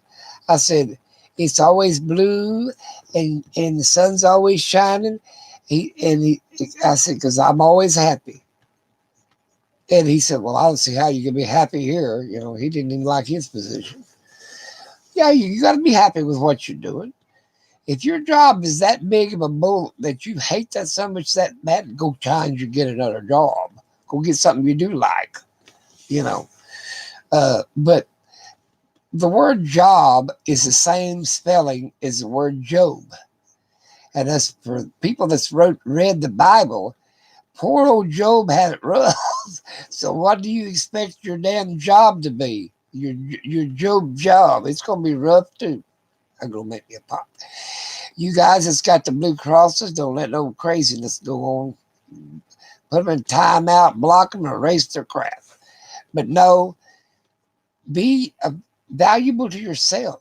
Be proud of what you're doing. I don't give a damn if you're washing dishes after a damn rush hour or picking or cleaning damn commodes. It don't make a damn. I went to the shit plant one time, wastewater plant, for a long damn time. Had to put hands full of shit to go put it in the lab and look under a microscope. It doesn't matter what you do. It's how you do it. You know what I'm saying? If you take it with is a bright and cheery person and want to be somebody that people want to be around, you think they pick a damn sourpuss over in the damn corner bitching and moaning about his job to be supervisor, or this guy's trying to help everybody and always cheery and this, that, and the other? Hell yeah, they're gonna pick him. You see what I'm saying? I'm gonna make me a pop, and I'll be right back. And I gotta check on the dogs and do my little odds and ends. But I got my ice machine. I don't even think it's on. But you know, I would be. It don't matter, like I said, what you do, this, that, and the other, and and train your kids. That's the biggest damn thing in the world.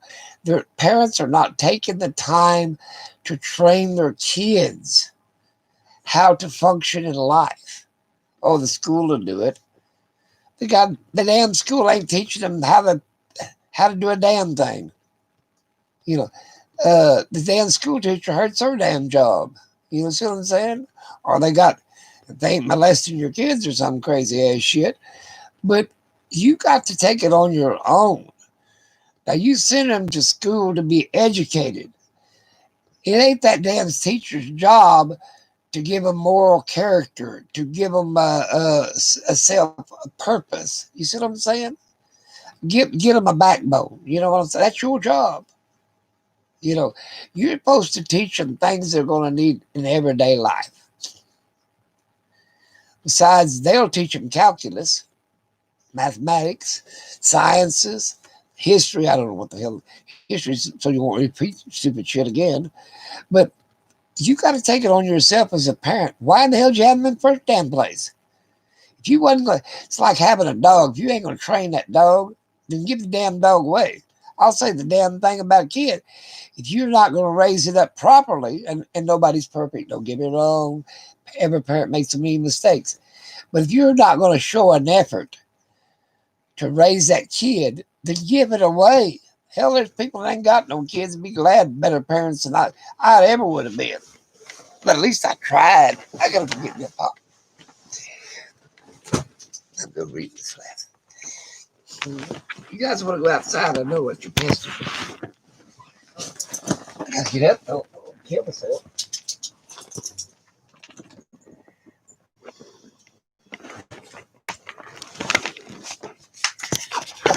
Oh, and the camera. All right, let's go get us something. Come on. Come on.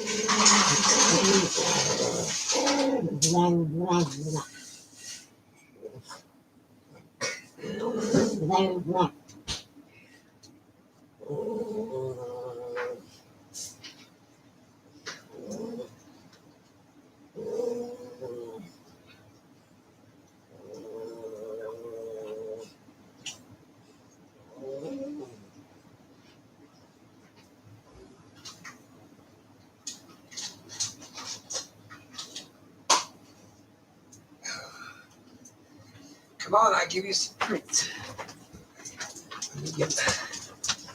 Since you guys were good, I'll give you a treat.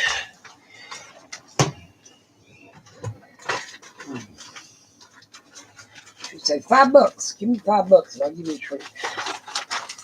Here, baby, go. Here, baby. You want that or not?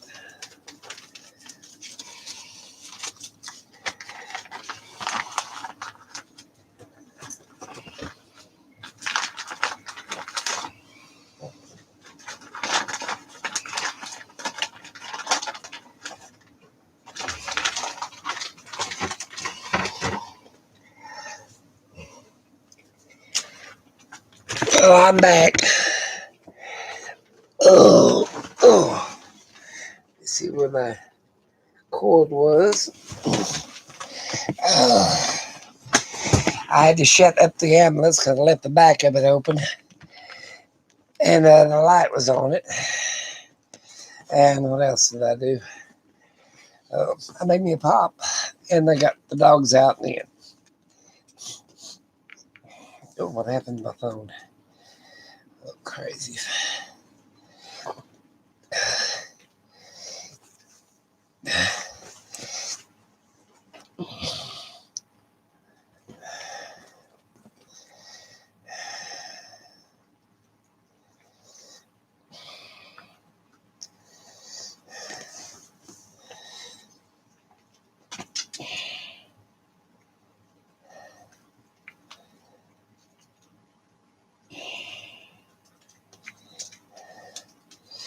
We waited till I got out of sight. I want that one blocked. Somebody get lucky 69. I think that's a nasty number. 69 is a nasty number. Remember back in the 60s when they used to use that, or 70s maybe? I don't know. Person just wants to be nasty. Get rid of him. Thank you, Gail. Besides that, go block them. Get rid of them. We can have a good conversation, then you get some dummy coming by. And I don't let nobody depress me that way. They just want to be a smart butt.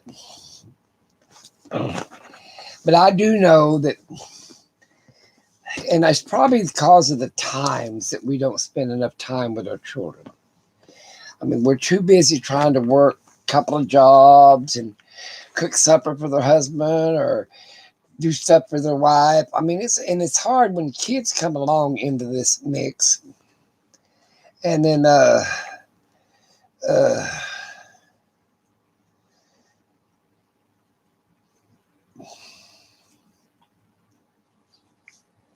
but it's hard. I mean, I'm not saying it ain't easy raising children. And you're gonna make a bunch of mistakes. But hell, if you're trying, I mean, what else can a child ask for a parent? The number one thing is to love them. And besides that is to feed them, clothe them, and house them. And then on top of that, yes, they need attention, you know. That's what I'm saying. I mean, it's just hard. Yeah. And I think the times, it ain't getting no easier. It was better when we was down on the farm. We didn't have the outside world to mess with. We didn't have, homeschooled and such that. It was easier to because you spent more time around your children. Well, nowadays it don't work that way.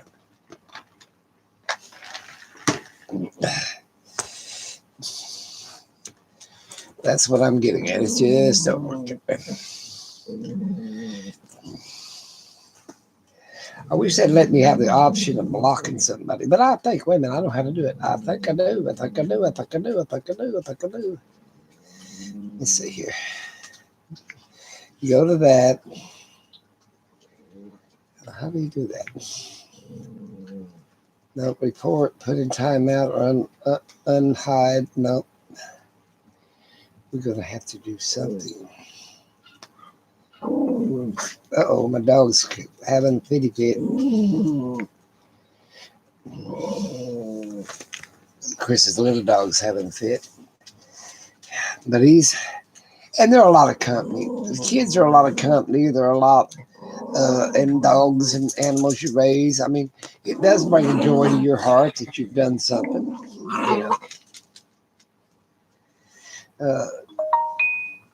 But the point about it is,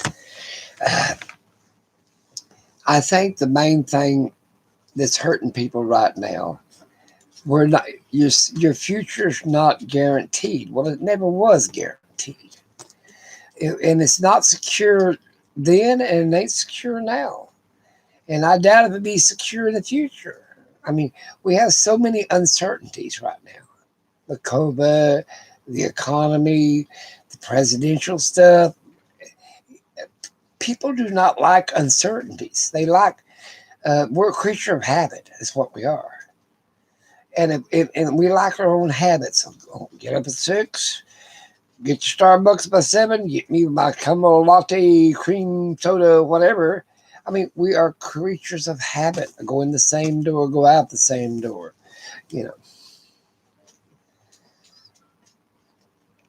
Thank you, Gail. But, and it's hard to get out of that creature of habit. I mean, I still do that. My dogs has got where they're a creature of habit also. They would say dogs always look straight at me. He knows what the word dog means. Because I always call me, you crazy dog. But they like that security that if I want daddy up, I go over there and bark at the bed, or little guy here going to jump on me. And if I think he should get up, when I bring them back in, they want a treat because they know if they go out and do their business and everything else, they get a treat because they've been good. And I hate to say that, but you train kids about like you do pets, and you train them and they're smart. All kids so much smarter than a little dog or whatever. But they get to learn you, and they learn you quick. They learn you at time they're 4 or 5 days old. If I bawl, they'll pick me up. You see what I'm saying? They'll walk the floor with me, and there ain't gonna be a damn thing wrong with them. They just got spoiled.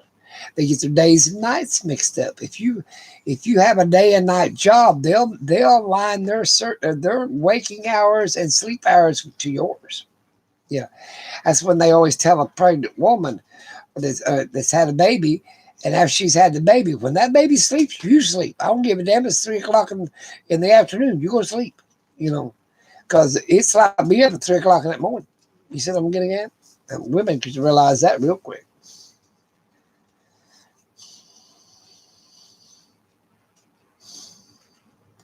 That's right. Your little dog, they learn. They're smart. And so is kids. They're so much smarter. Yeah, they're so much smarter. Yeah. My kids was not allowed to date till they was past 18. Well, tell them that's 18, they're grown. Especially the girls, and they've still, I gave them advice to, but I didn't tell them that when they was 17 and a half, you know what I'm saying? Or 16 years old. I told them when they was little, they knew they grew up knowing that knowledge. And they don't want to be surprised either. It's like when you show up for a job, well, it's going to be different today. So-and-so, you're in charge, you do this, you do. Well, that wasn't what you had in mind. It ruined your whole damn day. Well, kids are like that too. They don't want surprises. And you can use that for yourself. But that's my motto. I mean, nobody wants to be taken advantage of. Nobody wants to be underappreciated. But a lot of it is your self-worth. You have to think something of yourself. You don't put your what other people think of you. If you do, God help you. I feel sorry for you. Because if you put your self-worth as what other people think of you, well, you're cheating yourself. And you put what you think of yourself to yourself. And okay, a lot of people are, maybe a little bit too on themselves or with themselves, but that ain't what I'm getting at. What I'm getting at is I'm worth something, you know. And if I realize that somebody's abusing me, this, that, and other, I'm a better person than that. I don't, it, it's not justified how they're treating me. You see what I'm saying? And that's where I'm getting at. You have to build your own self-worth. Be proud of yourself. You don't need a good old boy patting you on the back. Did you get his candy? You little guy, they took it because you dropped it.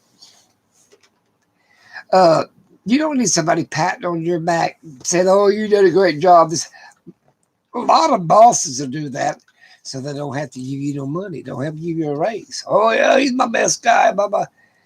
Back it up with some money. That's what I told one of them one time. I said, pat me on the back ain't feeding me. But that's what I'm getting at because I knew I was worth more than what they were paying me. I was doing more than what, you know what I'm saying. But it takes years to build up. You can't just work second day and walk in there and say, I want a $25 raise. You know what? That ain't work. What you got to do is make them think, and that they can't do their job without you. Of course, they can, but they don't want to because they're lazy by nature. But that, like I said, and a lot of it is being kind and considerate to other people. What are you doing? Hey, one day he's trying to get my attention for some reason. Maybe I didn't do much sugar. Uh, but that's what the whole thing about it is. It's just like a troll. All they want is they just want attention. They try to find something that irritates you, and then they just, they want your attention. And like I said, I ain't got no attention for them. Their mom and daddy should have done that. And they probably didn't get anything. A lot of people, and you keep dropping your candy on the floor. A lot of people, how do I put this? They didn't spend any time with their children. Or they didn't have a daddy figure or a mama figure. They didn't have the right attention when they were growing up. So it's 120. That ain't bad, crazy dog. Look at that. Uh, you know, I'll check. I'm gonna clean it out and see. But and then therefore they act out. All this, a lot of this on YouTube, this is acting out, and they're like little kids, and they want to act out. And really, you can put up with it, or I ain't got time for that. I raised my kids and don't feel like raising anymore. If you want to know the truth, don't think I want to raise anymore on YouTube. And they can be 60 years old. It don't matter. They're just little kids. Their mind never grew. Ain't that something? Okay. Well, that didn't work. Try another one for that. Oh, that ran out in my machine. I hope it quits. I'm going to have to clean it. Don't tell me that. I'd have to clean it. There we go. And maybe it'll clean now. Yeah, but I mean, do you have time to raise somebody else's kid? And even though they're 60, their parents long gone dead. I ain't got time for it. I ain't got time to raise somebody else's idiot. And I just don't have it. I wish I did, but I don't. That ain't gonna. It ain't saying it's. I guess it's working now. 155 in the range. That don't make no sense. Oh well, I better put it up before I get it. See, I got the blue stuff all on my fingers now.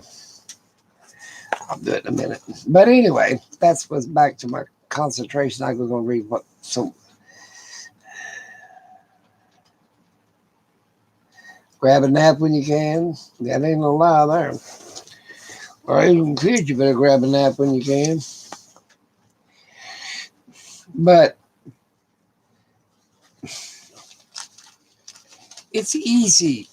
I can usually watch somebody for 10, 15 minutes or talk to them for 10 or 15 minutes, especially if you get to see them person to person.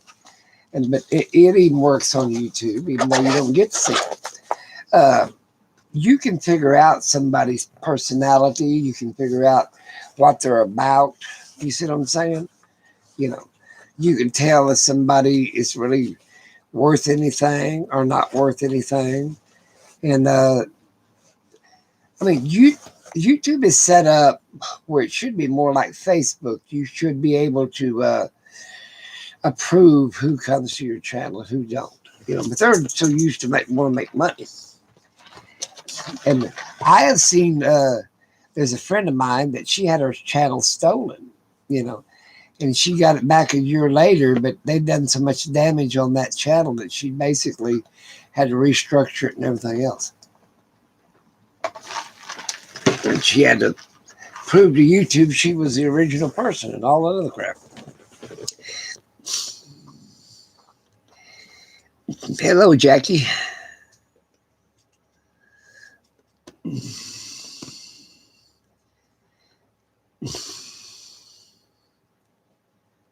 Greetings from Mexico.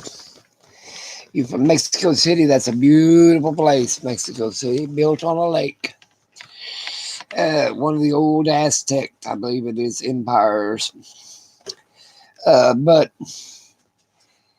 I believe that if you give a person half a chance, at least that, they can prove themselves if they're worth something or if they're not worth something. I don't want to judge somebody in the first 10, 15 minutes either. You know what I'm saying? But usually it depends on their actions, their word vocabulary, if they're filthy minded or whatever is what I'm getting at. If you want to have, it's like if you run with dogs, you wake up with fleas. And that's that's what I'm getting at. If you tolerate poor and bad behavior, that's like if you run around with a rapist, everybody's going to consider you a rapist too. Or a bank robber. You run around bank robbers, they're going to think you're a bank robber too. That's what I'm getting at. So keep your standard high. That's my motto. Keep your standard high. And that way, and you don't care much what people think of you, but you care what you think of yourself. You see what I'm saying? Let's see, this thing's even going to work today. 112. So my blood sugar's in good shape. I don't want to see if I screwed my machine up or not by trying to clean it. I guess I didn't.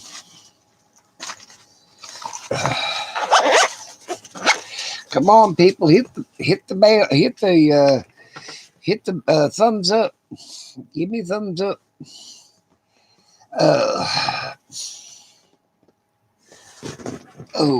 Like I said, I don't know what's going to happen after January, but I do know that we got to give whoever's going to be president a chance.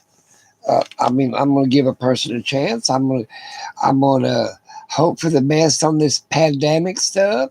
I'm going to follow the guidelines. It ain't like I have to work in the public, thank God.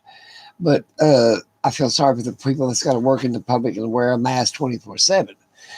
So I can wear it while I'm out, not only protect myself, but protects others. I'm a good one to follow the rules. And the rules, it would be, how do I put this? I understand that we live in a free democracy, and we're not in a communist country. We can choose, be able to choose and do and not do. But when a person's health, you got to consider. I don't want to get nobody sick. Would you really want to get somebody sick if you had COVID?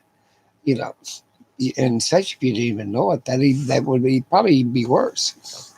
You might be able to protect yourself.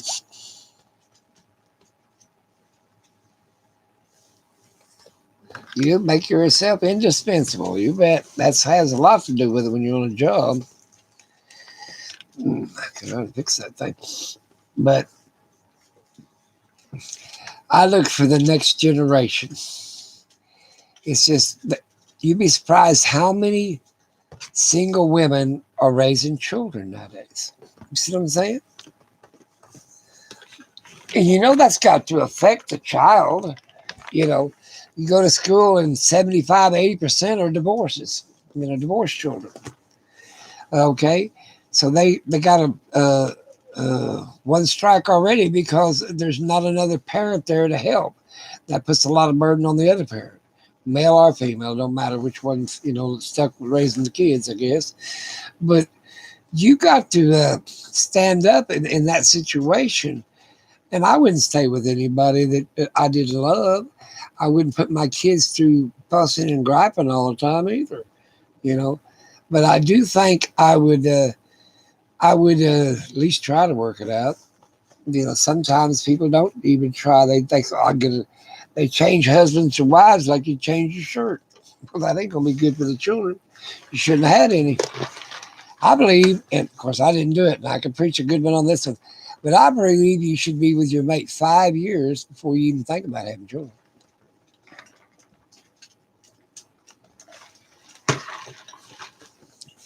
Because you're going to have most of your fights within the first 5 years of marriage, getting used to one another. Uh, most divorces come within 5 years of marriage. I can't understand being married 19, 20 years and then getting divorced. You should have got it 2 or 3 years, 5 or 6 years back.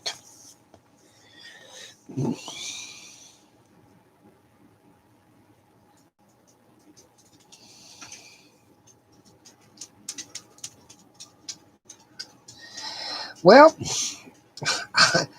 I understand that in Mexico, or in the United States, or Texas, Dallas, or California, or wherever it's at. But it takes two. You see what I'm saying? I mean, you could say no. They taught you that in the drugs. What was in the 70s? You say no. Well, that's my theory behind it. Uh, like my granny used to say, why would they want to buy the cow when the milk's free already? You see what I'm saying? And that's what I could say. You could say no, you know. And if you have to raise a child by yourself out of wedlock, you should have said a no a long time ago, you know. Because if they don't care that much about you, to not especially the child, to raise their own child, then they wasn't that much to them to begin with. You should have been shopping somewhere else. That's my opinion. Things do happen though. Don't get me wrong.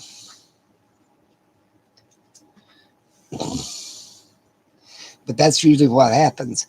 They wasn't much to them to begin with. That they could turn around and walk away from their own child. Not, let's say you're out of it. Don't even matter that they left you, but they left their own child. Really? That's a real good person there. It'll line you up. You're really special. Yeah, you're real special there. Yeah, yeah, that's what I'm saying. I mean, we're not an animal that we can, like a dog or whatever, that impregnates a female dog and then turn around and walks away from it. No, we're supposed to be human beings. We're supposed to be a little higher on the food chain than that. So there you go. And besides that, I don't want nobody even to hold me if they don't love me. That's beside the point. You know, like it, like the world has always been, you know, especially, and I'm not a woman activist or nothing like that would because it takes two. But the point about it is, you know you're on the bottom rung if you give in and have a chance of being left. You know what I'm saying? So therefore, you should have never done it in the first place. But hey, I'm not one to talk. Things happen. Because as many people that get pregnant out of wedlock, there's many reasons that they got pregnant. It could have been, could have been a whole bunch of things. Could have been, and it could have been they left. They said they loved him, but they didn't. I mean, it could be a bunch of things. Could have been tricked into it.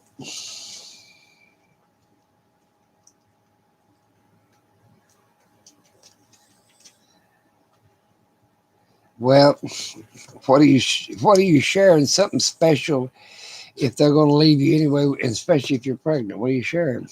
DNA. That's about all you're sharing. Gee, come here, baby girl. Come, daddy. Oh, the baby girl. She's gonna come up here and get up, daddy. And always grab me down. Look at her. Who could love a face like that? The old thing, you're just an old thing. You love daddy. Yeah, good baby girl. Here, he's trying to bring me his bone. I ain't want you to ruin your bone either. I hold one, they all want me to hold them all. That ain't gonna happen. That ain't gonna happen. One dog at a time, or he quit. He's down here at my foot, griping at everybody else. I do think that if that's common anymore. And then they don't even say their girlfriend or what, my mama baby's daddy or whatever, my mama baby's mama or whatever the hell they say nowadays. It don't make no damn sense. Words. And they never intend to get married, you know. But now the government plays on that. Did you know that?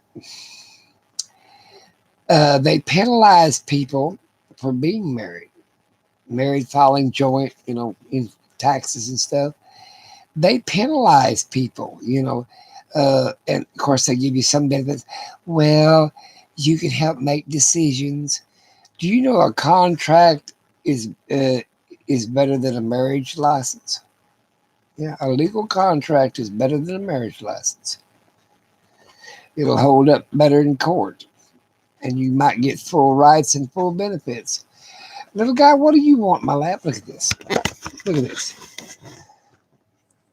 And the baby's saying, you have to leave. I ain't got no room for you. And the boy's right there, see? And the big boy's right over there. And Ori's right down there. See the back of his head? There's big boy. These dogs of mine. Look at this. No, tell him to leave. Tell him he's gonna have to leave. I can't hold all of this. He's jealous as hell.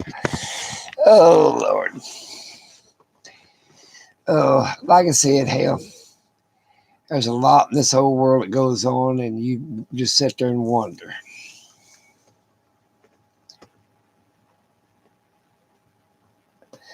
Well, there's a lot of women at Gail that has to imagine their kids not having a father that raises them. They got a father, you know, maybe a sperm donor, but they don't have a daddy that raises them. To me, there's one thing of being a donor and another thing being somebody that's stuck in there and raises them. Like I said one time, person, what was it? I had a nephew going to marry this girl. She already had a baby. And said, well, she's already got a kid. I said, I'm going to tell you something. That kid's like 18 months old. You are the only father that baby's going to know. It didn't matter who donated the sperm. You're the one's going to raise that kid. It's going to have your morals and your philosophy and everything else. So therefore, you're going to be that kid's daddy whether you want to be or not, especially if you raise it. So you might as well accept it and go home, or don't get involved in the first place. That's my motto. Ain't that right, baby girl? Crazy little dog. They'll tell me what they dictate to what everything else. You should. I ain't gonna. Yep, I'm gonna do it. Just wanting me to play. I got a video to make. I got to become a YouTube star. She said, "You crazy old man." Yeah, you crazy old man.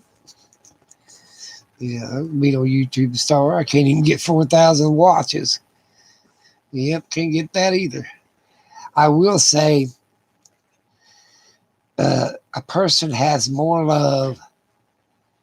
They can't. I mean, you should be able to love a whole bunch of people in different ranges, like your parents, your cousins, your aunts, your uncles, your kids, your husband, your wife. I mean, love is a bountiful. I mean, it's just. I mean, a lot of people think when they say, well, they can't love especially if they get a divorce. Well, they can't love me and love their daddy too. No, I mean the kid. I mean, and don't stand up there if you get a divorce saying, well, it's your daddy's fault, it's your mama's fault, because you got to realize your kids are half mama, half daddy, so they're gonna blame themselves on the whole damn thing, which ain't right either. You bet. Children's a blessing. That's what God called them in the Bible. They're a blessing. He don't have to give you any. So therefore, if you don't do right, he might not give you any, or he might give you one and take it away. Uh, they can, let it pass away, or they can just take it away and let somebody else raise it. So therefore, your best bet is cherish every damn moment you got on this old God's green earth, and whatever He gives you, whether it's your kid or somebody else's kid to raise. There's joy in being and having and raising a child.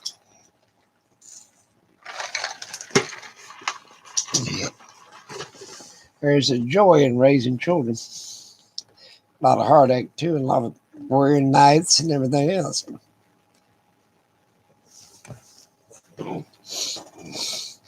But just think of what people don't have right now. I mean, they're losing their security. They're having to move out on the streets. They're losing their car, their homes. Sometimes they lose their whole family. They just bust up over it. Thank God that God has blessed you and put you in a position, because He didn't have to put you in a position that you're in. A stable home, a way to make it income, so on and so forth. You could be hurting just like the rest of the biggest population. But so, while I'm saying you must have done something right to be in the position you're in, even though it might not be the greatest, but you're in a position. You know, you've got a phone or a computer to get on here tonight. I mean, that's what you look at. You don't look at the bad things. Oh, well, I've only got 2.5 gallons of milk in the refrigerator, you know, and I'm down to my last cigarette. Well, look at the bright side. You shouldn't smoke in the first place, and 2.5 gallons of milk's a lot of damn milk. Mm.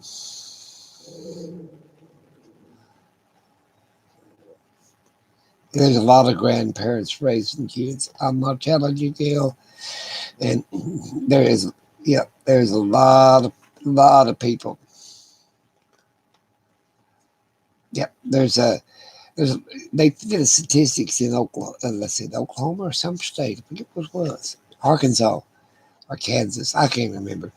But they did this one state. I think it was Tennessee. I can't remember exactly. But anyway, they had like 60%, over half of grandparents raising their children due to drugs and or finances or divorce or something. I, I wouldn't have. I mean, of course, grandparents, they didn't sign up to raise your children. You know what I'm saying? So keep your head screwed on straight, so you won't. So you raise your own children.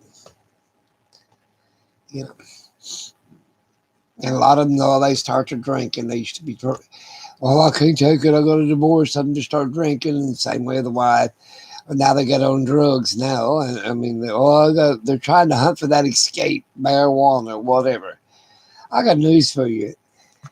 The only way you're going to escape this world is 6 foot underground. You see what I'm saying? You're not going to, it's like taking a pain pill when you're in pain.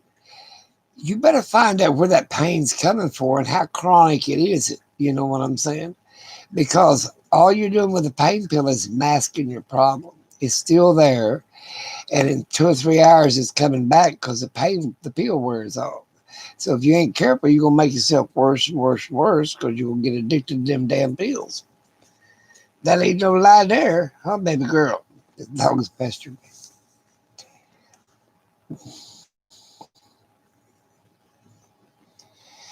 Well, they are kids are precious, mentally, but I don't want to raise no more. I'm done my duty, done my job. I'm done. I want to raise no grandkids, great grandkids, or great great grandkids. It ain't going to happen. I think my granddaughter came one time. It was my great granddaughter. Well, my granddaughter, I think it was. She wanted me to watch her first little boy, I think it was. While they went out and filled out their taxes. I said, well, put him over there with the dogs when they eat. I'll remember then to feed him. They didn't leave him. I said, oh, there's plenty of dog food over there. You can chew on that for a while. He's about 18 months old. Don't get in the habit of it. If you get in the habit of it, I mean, they can take a child to fill out their taxes. Hell, we've had to take them everywhere when we was raising our kids and nobody watch them. We'd have to take them in the doctor's office, take the kid in there with us. You know what I'm saying? That happens. You know, you know. Sometimes you can't get a babysitter. You know, if it's 18 months old, they ain't gonna know what's going on anyway. You know, at that age, you can probably get naked and take a shower while they're in a bassinet. So as long as you can look at them, you know. I mean, they this generation right here wants you. Well, they can't do anything without your help. They have to have help. It is the worst generation that I've seen that cannot function without help. They can, but they don't want to. You know, they want you to raise their kids. They want you to help them bail them out of the financial trouble. This is the worst generation I have seen that cannot function on their own.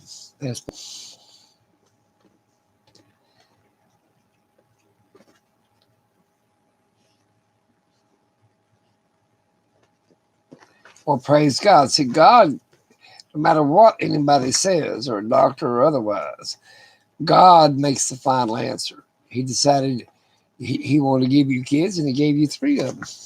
Quit, you little rat dog. I don't want you. What is wrong with you? What is wrong with you? I don't have to raise anything. I got these dogs to mess with. Let me see your face. Let me clean your face up. Come here. Little guy's a mess. Him and baby girl. Or he's just a grouch. Big boy, he likes to get in my lap, but they all throw a fit when he does. That's a pick on you.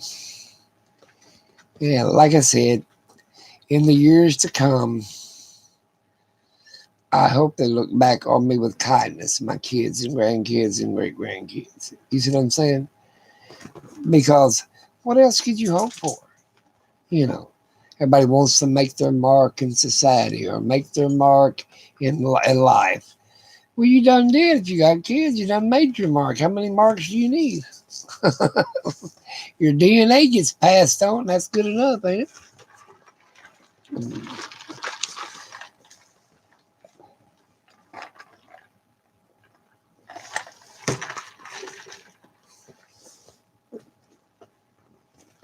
I had a brother-in-law wrote 2 books on education. Didn't have a kid one, and he said, "I've got my legacy," which he wrote the books on education.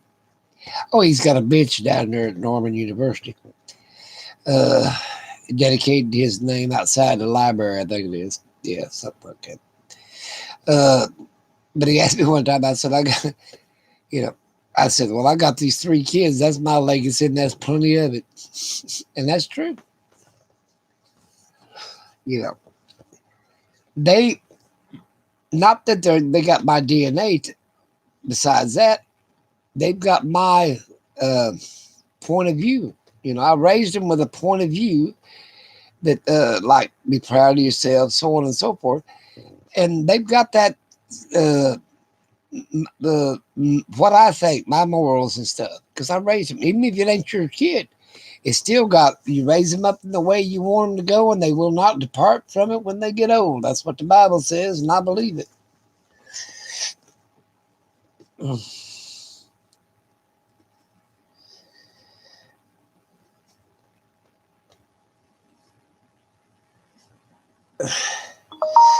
Well, kids come when they come. I don't think you can plan when. Well, you can plan when you're going to have them, but I think more than likely it's just a surprise. Even if you're trying to have a kid, you might not have it for 3 months, and you might have one in 6 months, or get pregnant in 6 months. Like surprise, surprise. I wouldn't really have kids, but there's no perfect time to have kids. But a lot of people, I'll wait till I'm going to get financially stable. Well, they ain't never going to happen. So if you're waiting for that, you're waiting for the wrong thing.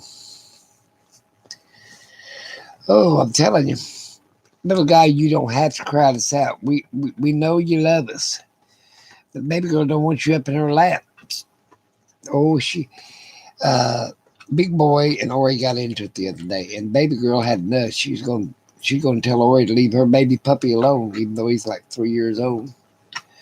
She's still babies. You got them grown, baby girl. You don't even pass that. Crazy dogs. Look at this. What are you doing?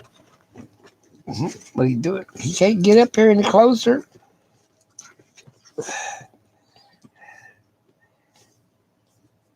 Poor little sad thing. Look at his face. Yes. I'm going to pet him. Let me pet this baby puppy. She's so jealous.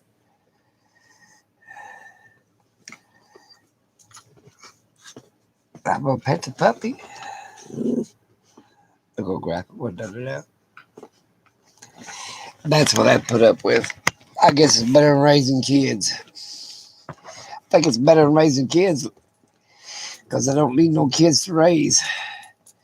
They sort of take care of themselves as long as I feed and water them.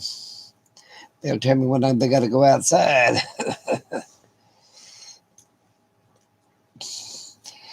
Cats are any animal. I mean, the cat or a dog. I mean, once it gets used to you or you get used to it, it's like one of your kids.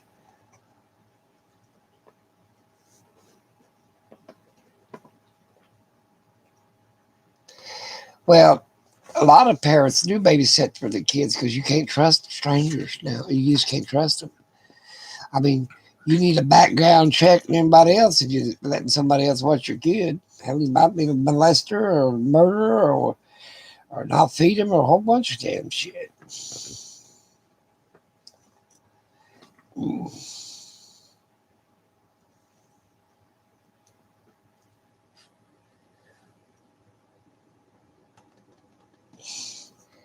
Everybody.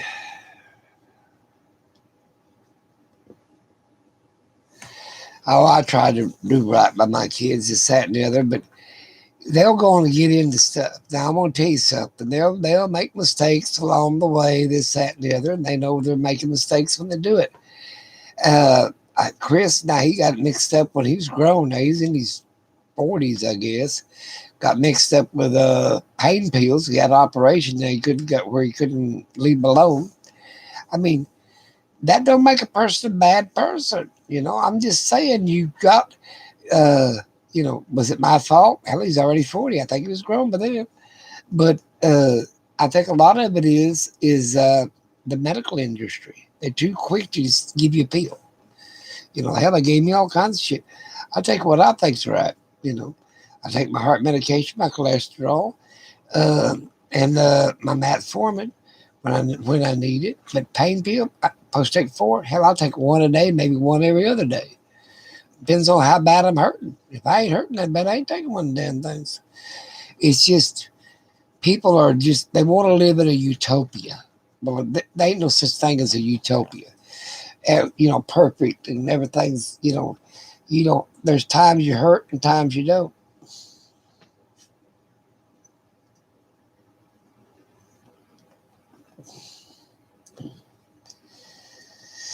Well, like I said, Jackie, it's God knows when it's time to do a lot of things. And what I would say is depend on God. That's the best way I can look at anything. Where it's financials, relationships, anything. Like wait on God.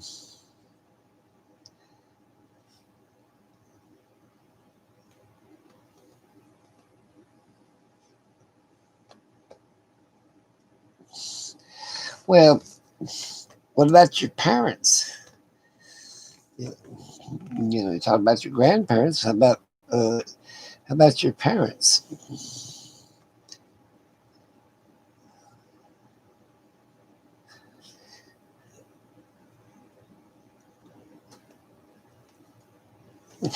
Well, you know when love hits you, I'll tell you that right now.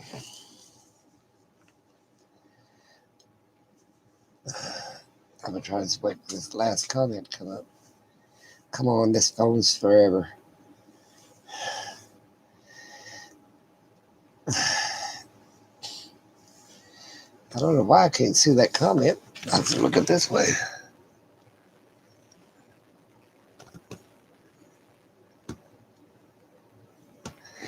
You'll know when love when you're really in love. Now there's a difference between love and lust.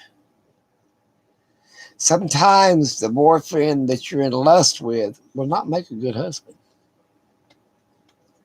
Did you know that? Because if that's all it is, everybody's body changes. Let me tell you this. Yeah.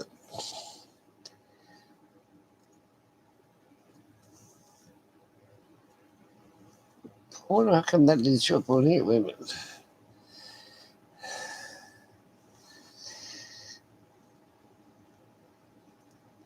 Well, that's true. That's good advice right there.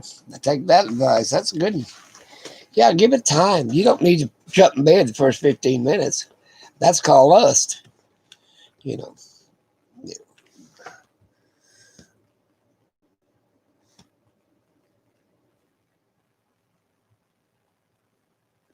But I would give, and now another thing, if you're going to be dating somebody for 3, 6, 7, I've seen people date for 3 or 4 years. Well, wait a minute. That's a little long. You know what I'm saying? I think you should wait to have children when you get married. But nowadays in time, I mean, 6 months later, if they're still around, you might think about having a sexual relationship with them. They ain't no way in hell I'd jump in bed with somebody knowing less than 30 days. Hell, you don't even know if they're sick or whatever the hell's wrong with them. I think you can keep from getting pregnant out of wedlock, but you're still taking chances. But the point about it is, you got to make sure that they really care for you, it, and and that's the only way you can find that out is in time. You see what I'm saying? I mean, don't give yourself too freely, but don't keep yourself from taking that next step forever either. You know what I'm saying? Because I'll tell you one thing. Sometimes uh, women fall in love and they're in love. Let's put it this way. Men fall in the idea of being in love. Does that make any sense to you? Until they really know that they're in love. What is wrong with my damn? That won't come up. This won't come up. There we go. Here you go. Here's some good advice.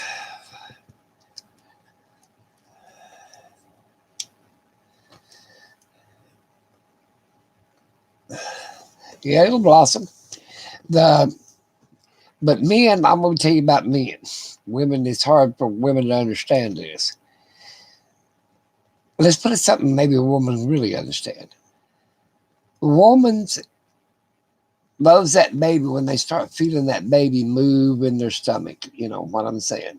You know, they know that's their baby. It's alive. You see them, they feel it every day. You see the morning sickness, the whole 9 yards. So they love this child. You know, you see what I'm saying? They're a mother. Okay. I don't care if a father says, "Oh, I love it," this, that, and the other, and he puts his hand on him, watches it kick or move or anything, until he holds that child in his hands. Then he knows what love is. You see what I'm getting at? He really don't claim it or love it like you love it until he holds it in his hands. Because the other parts, it's you've been holding it in your body. You understand that.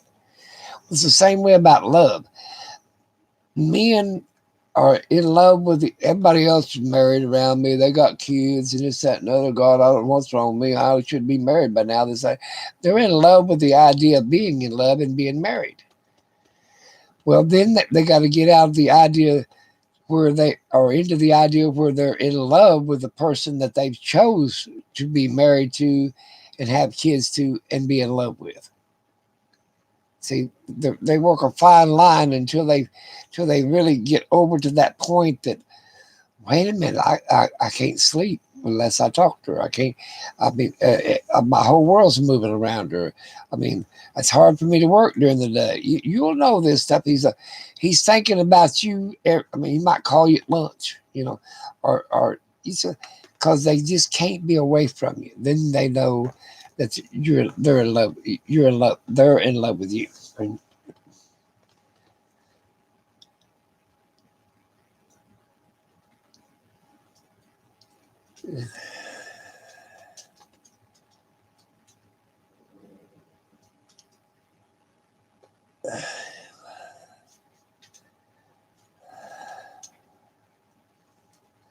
well, I said,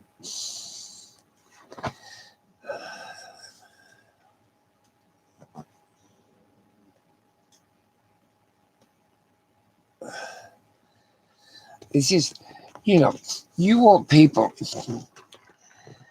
and I don't care what person thinks of your boyfriend, this, that, and now they might have some hidden information on him, whatever. He's a gigolo or whatever. But if he said, well, you know, every it takes a while for a young man to get a steady job and realize he's got to work all the time and all that stuff. You know what I'm saying?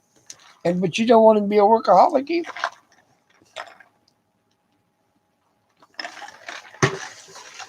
But you do want him to step up and take responsibility.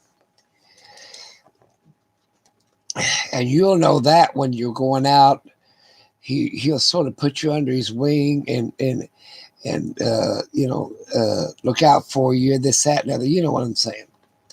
And if he's not doing that, he's basically treating you like a piece of luggage.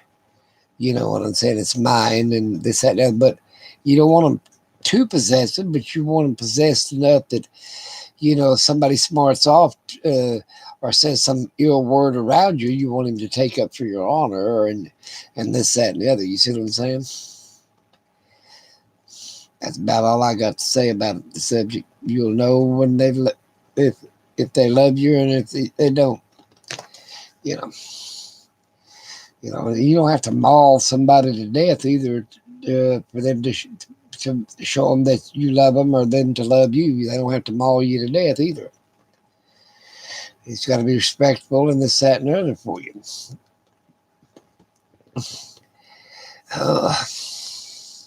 Relationships. I had one for 70 years, it seemed like. I got acid reflux.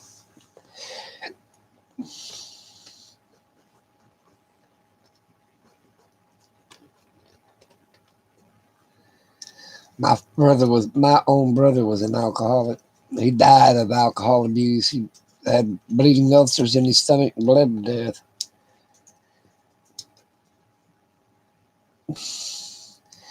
It's just like a drug addict or anything else. That is the saddest thing.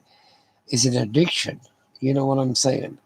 Cigarettes, whatever it is. It's robbing from your life. Any addiction, I don't care what the hell it is. It's actually robbing from your life. And I'll just go through. Well, the gambling addiction. What is it doing? It's robbing your finances. Sex addiction. It's robbing your affections for someone else, because that way you can't feel anything for anybody through a sexual relationship because you got a sex addiction. You see what I'm saying? Okay, drug addictions. Nothing comes first with that drug. You know what I'm saying? You're robbing your life, and you got to realize that you're actually robbing your standard of living. You're robbing your self worth. You're robbing your whole life, health wise and otherwise. You know what I'm saying? Like there's all kinds of addictions. I mean, it doesn't have to be. It could be a mild addiction where it really don't hurt nobody but yourself. But then so many of them addictions hurt other people: alcohol, drugs, all kinds of stuff. Cheating on your mate, that's with a sexual addiction or whatever. There's so many. Every addiction usually ends up hurting more than just yourself. Yeah. What are you doing? You just pain butt. Why don't you go over there and go to bed? He said, I ain't going to bed unless you go to bed. He's little. His mama only had enough milk to feed one of them, and she fed Big Boy. That's why he's so big. Little guy should bring me, make me feed him. Of course, sometimes I'd feed Big Boy so he'd have a little bit of milk to drink. But I'd fed him regular cow's milk and puppy chow, ground it up in a coffee grinder, put milk in it, and then I'd feed him that. I tried to feed it through a bottle like you would baby cereal, milk in a bottle, but I fed him with a spoon better. And Chris, when he got that little dog, he said that she said, "Oh, he's 6 weeks old. He's broke. He wasn't about 4 weeks old." Yeah, I hate people who lie to me. I mean, it wouldn't have made no difference because you already had the dog. But yeah, the vet said this dog is younger than 6 weeks old. So, well, however old it was, he wasn't taking it back. Like I said, hell, I fed little guy here when he was a day or two old because she wouldn't feed him. She couldn't feed him. She had no milk. She'd bring him to me. She'd hop up on the bed and she'd have his little butt in her mouth. And she wanted me to take him because he whined all the time. He was a ball bag. He was a ball bag, wasn't he, baby girl? He was a crier. He was hungry.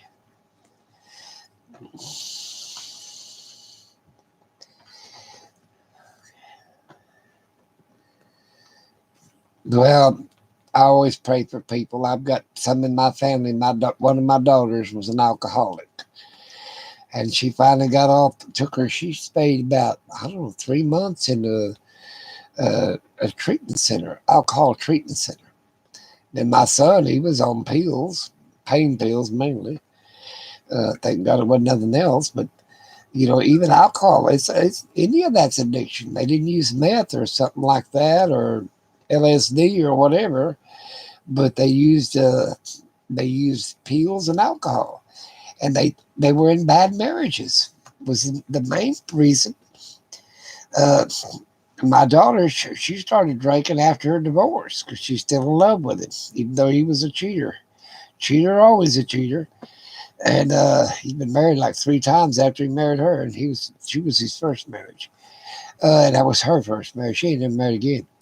But you can't you can't drown your sorrows at the end of a bottle or at the bottom of a damn pill bottle or alcohol bottle. You can't. You have to face up to, well, it didn't work out. You know, that the marriage and relationships, there's no guarantee. Me and my wife were married like 70 years, but she died. So there was no guarantee that she's going to be with me forever. There's and and there's no guarantee if you marry somebody that they're going to be there tomorrow, where they want to live with you or they don't, or they die. You can't. There's no guarantee when you open up your heart to another person. But it's a lot better to open up your heart to another person. And it's like I was saying, It's better had to love and lost than never have loved. You see what I'm saying? Because you know that experience of caring for another human being besides your children, you know. Because you actually, I'll be honest with you, you love your kids no matter what. Hell, they're part of your body, men and women. They're part of me. But your mate, you wake up every day choosing to love that person one more day. You got it? You wake up with a choice, and you choose to be with them or not to be with them. You know, that's what I'm saying. Well, we're talking about love, life, and everything else.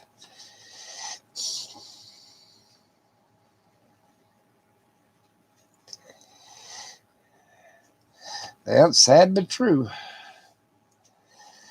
And you can't stay with it. Sometimes you're the enabler on a relationship. Sometimes you're the enabler if they're like it makes sure well he's got to have something to drink, or oh you're the enabler why they don't want to go. Well, he's trying. Parents are bad about that shit. Like I told my son-in-law once, he was just a kid, but they got married, and he thought, okay, she was. I said, let me tell you something. If you can't support her, I damn sure bring her home. That's what I told his ass too. I said, you get up. Well, my car's broke down. I said, that's that damn store over there. You walk right over there and start sacking groceries. Because I was making sure they had food, this, that, and the other, and their damn rent was paid. But I said, you get off your ass, you go right over there and see if you can get a job sacking groceries. Because hell, he wasn't about 19. And he did. She's still in college. I mean, but they had to get married, so okay, he never did go to college. She did. The point about it is, sometimes you can be the enabler. You know, like I said, I could have just sat there and I was feeding them anyway and paying their bills. I could have just shut up, not do anything. No, it's his ass. If you can't support her, then I can bring her ass home. Well, you can't. That's my wife. I said, you ain't gonna have no damn wife. You're gonna starve her to death. I was just mean and ornery. That's what I meant. Get off, do the best you can, and then people can help you. But I'm not going to support you if you're just going to sit on your ass. That ain't going to work. You can go over to work 6, 8 hours a day sacking groceries. Me did too.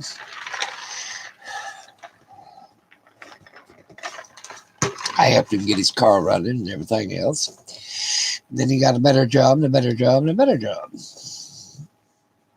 Then he started running around with other women, and she wasn't going to put up that. Thank you. But people, like I said, if you enable people, and in relationships, you don't have to be sleeping with or anything else. You you can uh, put a handicap on even on a friendship. You see what I'm saying? And that shouldn't. To be a friend, you got to accept them as the way they are and don't try to change them. You know, or you can't be their damn friend. But you can't enable your friend either. You know what I'm saying? And you put a certain standard up that you will permit and what you will not permit. You see what I'm saying? If you're going to be my friend, I'm saying I have a certain standard. You know, you don't have to be, I'm not looking for somebody to help me financially. Hell no, I can do that my damn self. Do I need somebody sometimes just to sit there and talk to about my emotional problems? Yeah, that's what a friend's for. I don't need your damn money. And you shouldn't be giving your friends money. Well, that ain't no guarantee that they're your friend if you're going to give them money all damn time. Let's see right here.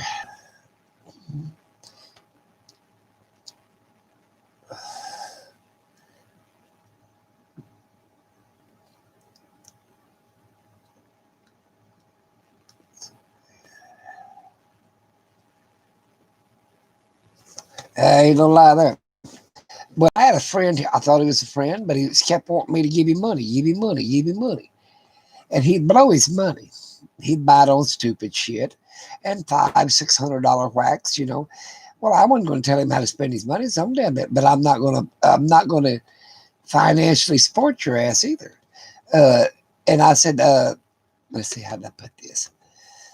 I said, well, some of the stuff that you bought, you could turn around and resell it. I said, I would do that before I'd ask my friends for money. You see what I'm saying? Let's say if I bought, oh hell, a nice watch, and I paid $100 for it. Well, I'm running up against tight, and I can get 35 out of it. I'd rather sell the watch for 35 and then ask my friend for the 100 for 35. You see what I'm saying? Even if you have to sell 2 or 3 items. Well, that's the point about it is you're putting a hardship on your friendship, and you really wasn't his damn friend. But this guy here tried to just keep using me and using me and using me, and I just said no. And of course, guess what? He hasn't called, he hasn't texted me. He just thought that I just give him money and it ain't gonna work. No, that's not a friendship. And another thing he needs to learn, just because you got the money at the time, you don't need to blow and go because you know that you got bills later on that month. You should have saved some of that money to pay the damn bills. He was being a child at it. You know what I'm saying? Like, oh, whatever I want to buy, I buy it. Well, yeah, but you can't let your bills go to buy what you want to buy. I can't even do that. You see what I'm saying?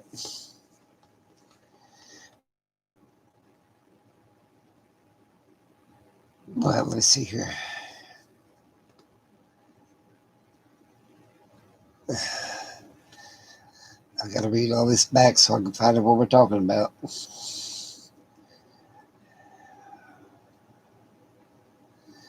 Well, you know, sometimes, let's put it this way: sometimes you can't cure somebody. Sometimes it ain't up to you. You can't do it. Where it's out, you can't be the one that. It'd be nice if you could be the one that brings them out of the gutter, or be the one that that can help them over a hard spot. Sometimes you can't be that one. You can't be that person, and it's hard for you to accept it more than it is the other person. Do you see what I'm saying? Sometimes you can't be everything to everybody. You have to say, well, that's my limit. I understand that I can't get you over this hard spot. I understand that uh, I can't cure you. I can't. You see what I'm saying? You know, and don't take it upon yourself saying it's your fault. No, whatever the problem is, it's their problem. You did not cause it. It's not your fault. You see what I'm saying? And sometimes you can't help them. It's hard to recognize that. I can't help you. You see what I'm saying? It's like a doctor comes, he's a great surgeon, he's a great medical doctor, but sometimes they have to come up to a patient and says, I've done all I can do and I can't do any more. You see what I'm saying? It's like it did me when I had the stage 4 throat cancer. They come up and told me we've done all we can do. It's up to God will you make it or not. You see what I'm saying? Now that's sort of sad, but that's true. My doctor did not tell me that I would even make it till I was 3 years into all my therapy, radiation, and chemo and everything else. It was 3 years later before he said, you might make it. Now, did he tell me that 3 years earlier than that? Hell no, he didn't want me to give up. You see what I'm saying? Oh, we got something else to try. We got something else to try. He'd change the subject and move on. But because I've known him I've known him almost all of his life. I helped him, me and my wife was his first and second patient when he actually began to practice, working out of the hospital, internship. But that's what I'm saying. You sometimes you have to do that. You ain't a doctor or whatever. Well, some of us say, but you have to step up and say, hey, wait a minute, I can help you. I cannot cure you. I cannot. I'm not your sugar daddy. I'm not whatever the hell the need is. You see what I'm saying? You might have to honestly say, I can't help you. You know, you know. And then there's a point in life where you got to help yourself.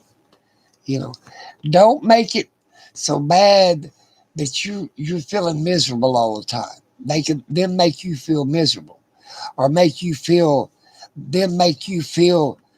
inadequate, or make you feel bad because you couldn't help them. You see what I'm saying? Well, you can help me. No, I don't want to. I choose not to. That's what hard for an enabler to do is to charge. I choose not to. One kid, one time, I've been giving him anywhere from $25 to $50 a month, especially at the end of the month. Well, that's why my subscription is hid on YouTube.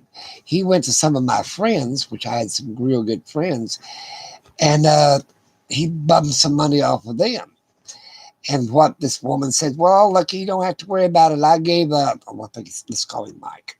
I gave Mike that $50 because you were out of town. Well, I felt like, wait a minute, he's just using me and my friends for his financial gain. I felt sorry for the kid, but then at a certain point, I can't help you. And I quit helping him because what he decided to do, now this is what he told the woman. He said, well, Lucky usually gives me $50 to help me till I get my check at the end of the month. And he's gone. I can't get a hold of him. In other words, made my friend feel guilty that I was out of town and could not help him. So she stepped up to help him. So that's like, without him saying that I helped him, she would have never knew that. So therefore, he just wanted to use me and her both. See, that won't work. I was, like I said, I'm done. I'm done. It's me to make a decision to give you something, but not my friends. You know what?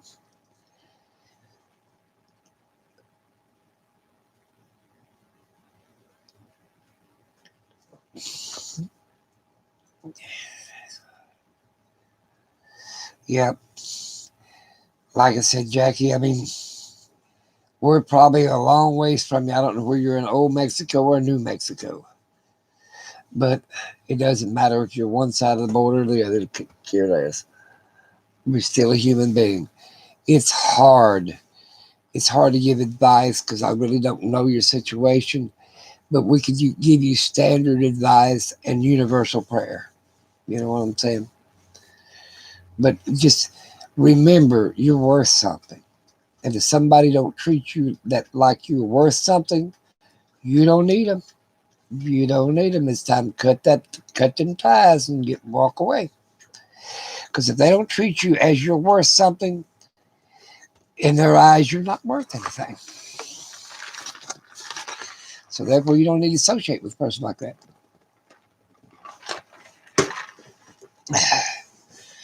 Yeah, Dr. Lucky needs to start his. I had psychology in college. A little bit. I should have used it on my own. The love of God is stronger than anything. You got to remember that. God created you as a special person. There's not another person like you. There's not another person that's got the same fingerprints, the same eye tone, same cheekbones. They might look a little bit like you, but they ain't you. You are special, one of a kind, and treat yourself as such. Be a little bit of a diva for your own help, for your own sake. You know what the word diva means?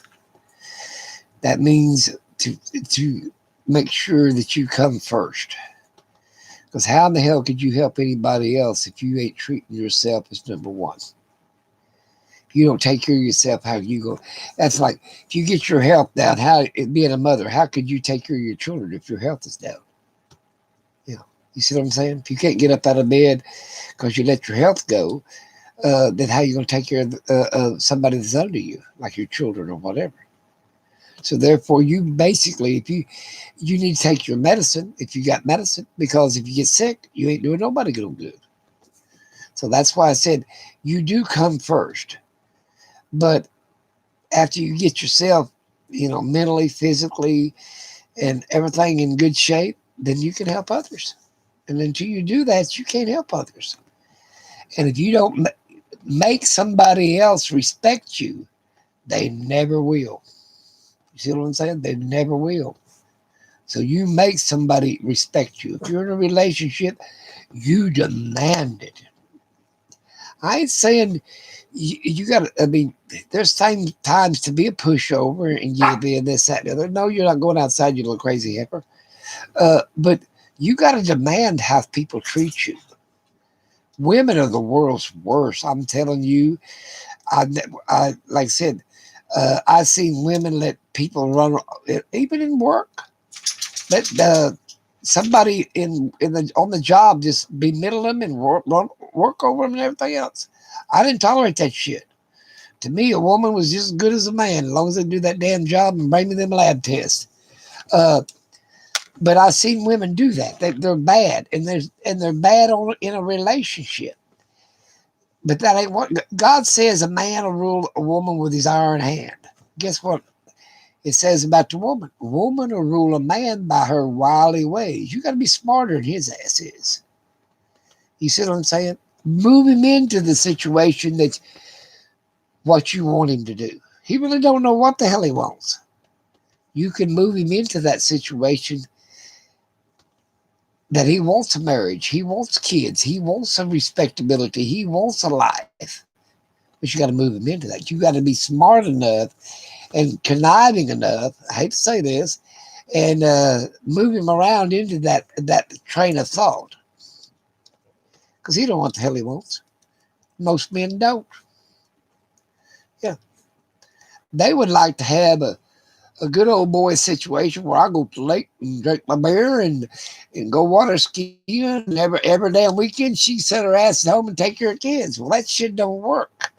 Caveman days are over with. But another thing, he don't need to come home to a dirty house, because that is your responsibility. Now, can he help you? Well, hell yeah. If he gets in an hour before you do, he can start picking up. He don't need to come into a house and just start taking his clothes off and throw them anywhere either. You can put them in a damn clothes hamper. You be respected. He's got to respect you, and you got to respect him. Does that make any sense to you? Probably not.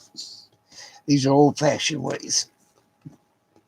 I mean, this ain't the before the woman got the right to vote.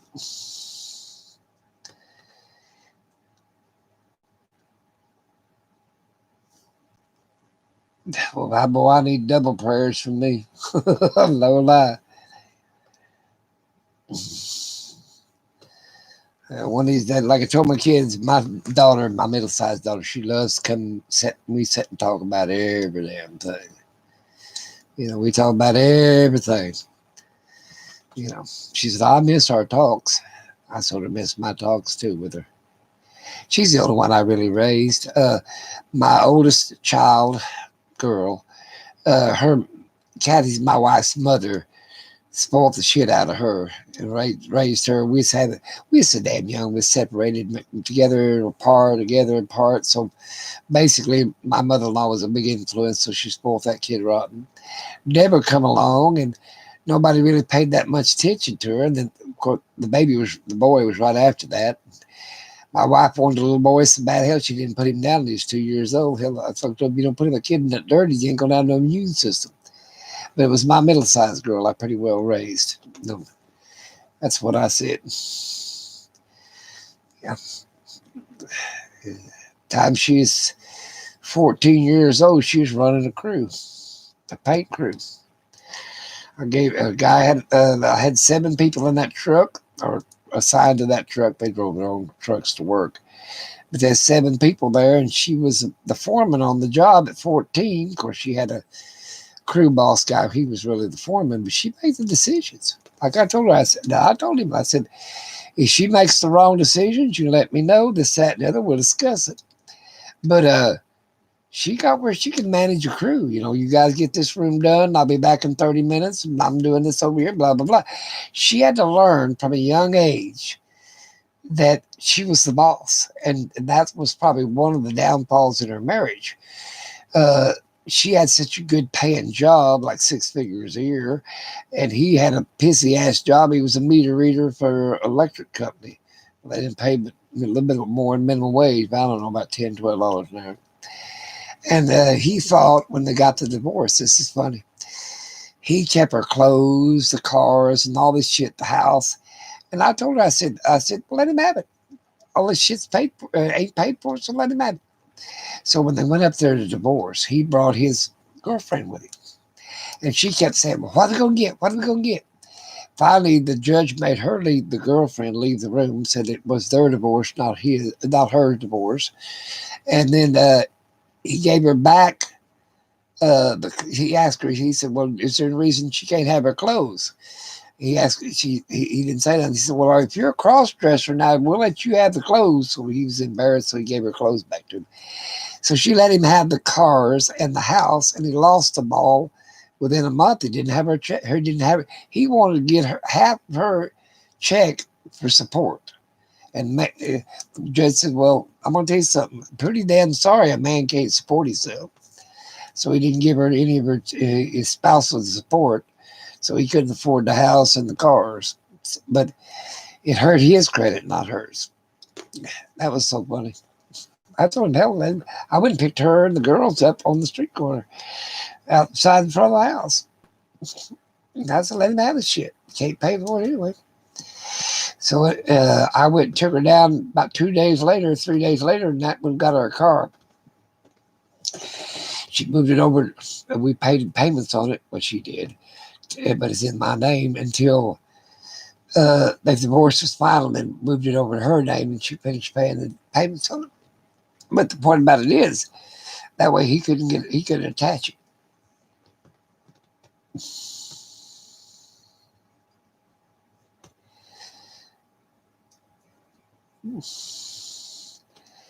Oh, let's see. I tried to read all these, see if it says anything. I tried to. Okay.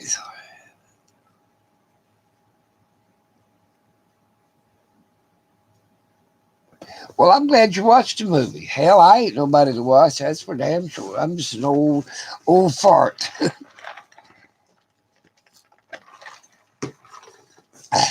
But I have lived long enough that I've learned a lot of things. You know. And I'll tell you something else. This goes for women and men.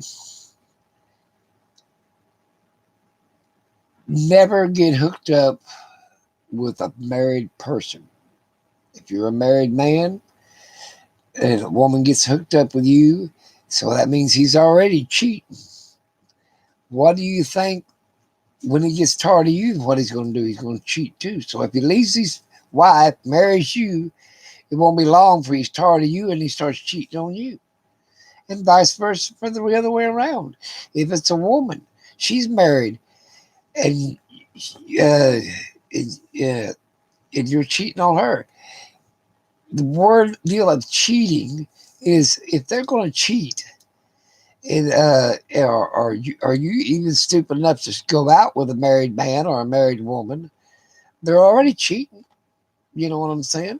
So even if you get, oh, they love me, they don't, their husband or their wife don't understand them, that's bullshit. You can get any kind of sex you want off of your loving mate that you require, other than you shouldn't abuse it either. You know what I'm saying? It's a special gift from God, and you shouldn't take it. Just like I said, you don't treat your wife like you would a prostitute. That's what I told a son-in-law one time. You got to be giving and taking on both sides of the border, but you should never. Well, they don't understand me. No, it's you ain't putting enough into the damn marriage. That's what the problem is. You know, you could have a mate.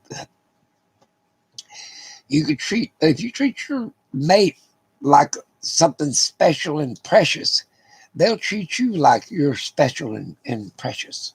You know what I'm saying?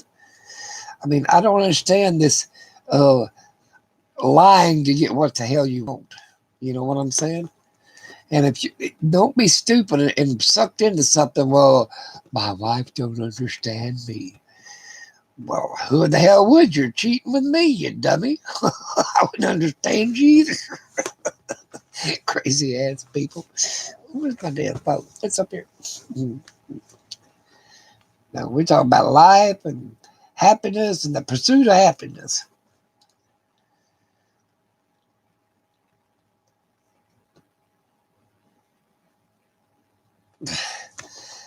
I loved my. I told my son, I said, "You've never swum in the ocean." We went and seen the Atlantic. I said, "You've never tasted salt water. Like swimming in it, you'll end up tasting it. You know what I'm saying?" I said, "That's something you need to do before you die." And I said, some. Let's see. The Pacific is more saltier than the Atlantic. Yeah, believe it or not, I've tasted both of them swimming in it. I used to surf. Thought I was could surf. I could swim. I belonged to a diving team in college. I could dive. Oh, crash. Hell, I'd feel like a cannonball now if I dive off something. I'd break a hip, especially a high dive. Ooh, I couldn't hit that water like that. But take a relationship slow, because it's like I told my kids. If it's meant to last, take it slow. It don't matter if it's 6 months or a year later. You got a lifetime to be together. And if you rush into it, you won't be a lifetime together. You know what I'm saying? Because you didn't get to know them. And I'm going to tell you something. It's hard to move into a house with someone that you've never lived with before. They have their own quirks, this, that, and the other. You know, they have their own mannerisms. They have, maybe they teach you how they chew. Maybe, uh, they didn't put the lid back on the toothpaste. It's hard to get used to somebody and their mannerisms, whatever the hell it is, you know. Uh, but like I said, uh, I was really bad before we had kids, piling up on the couch with my tater chips uh, and watching the football games or whatever. You know what I'm saying? In my underwear. Well, when my kids come along, I didn't want to be sitting like that. You know what I'm saying? Of course, and your wife wants you to put on some clothes. You don't want half of you hanging out all the time either. But I mean, it's just like you got to get used to one another. You know what I'm saying? My wife would not get undressed unless the lights were off. Like, okay, really? I've been all over your body more times than we can count, but you still don't get undressed in front of me? It was her mannerism. Me, I didn't care if I run around naked. I don't care. I had no shame. Poor me. uh, like I said, it's just takes some time to get used to one another. You know, me and my wife neither one of us ever drunk coffee.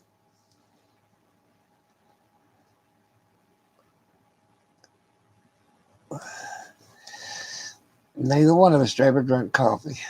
I drank pop, which has got caffeine in it. I don't think this does. I think it's zero everything, sugar and all. But I guess everybody. I hope I've helped somebody tonight. Good Lord willing.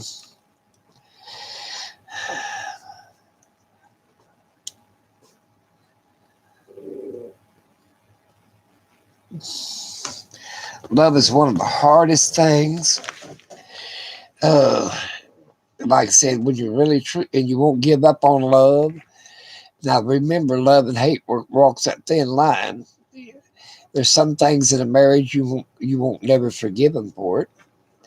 There's some things in the relationship, what I call the signs that you should have never been in a relationship with them because the signs are there. You just too damn you wanted it to work so bad that that you overlooked the signs. You know what I'm saying? Yeah, you'll know the signs, whatever they are. You'll know them. Yeah, they don't start considering you and this, that, and the other. That's like they don't call you when they're going to be late. That's a sign. You know, like they could give a shit about what you're sitting there worried about them or anything else. That's a sign. Hey, Warren.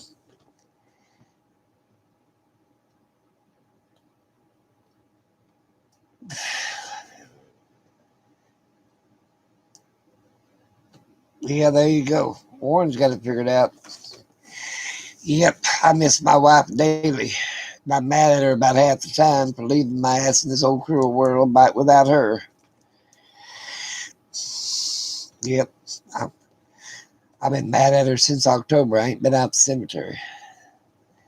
I need to get out there this week, though, because I'm taking off next week by the 30th, I think. Go visit the dead. If the Bible's right, the dead know nothing.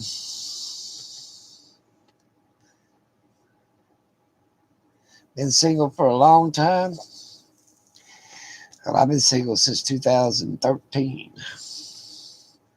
I guess you call it single, but I'm still married. Hell, I got that married mentality. Mentality? Yeah. I never did wear a ring.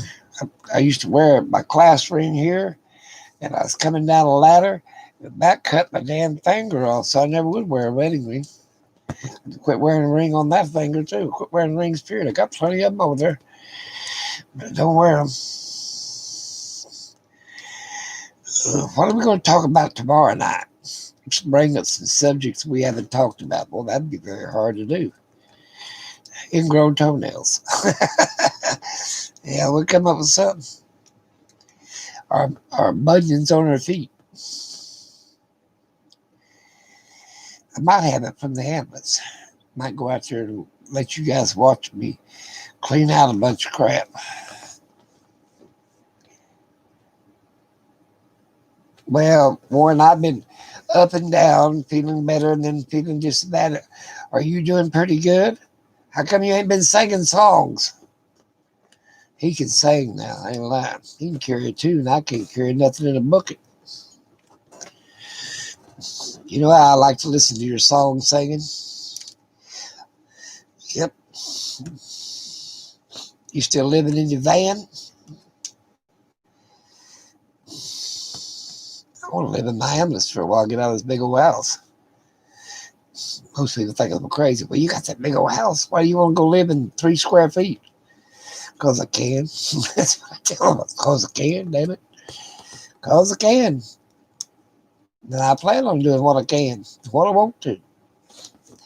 I've lived long enough.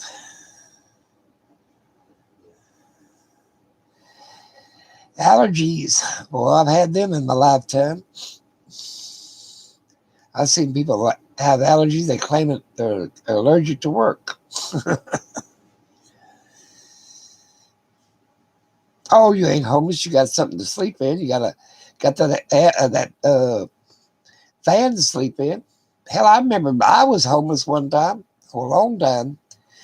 Hell, I just had a damn extra shirt and what else did I have in that pack? It's an extra shirt and something else. Yeah, not very much. Didn't even have a pair of shoes. That's homeless, dude. I was a poor, pitiful little kid, about 10 years old. Yeah, I'll tell you how rough life was. I was rough. It was either that or stay home and let my daddy beat me to death. He tried every day. Yeah, he beat the shit out of me every day. I could tell you horror stories then. Hell, I should make a movie out of it.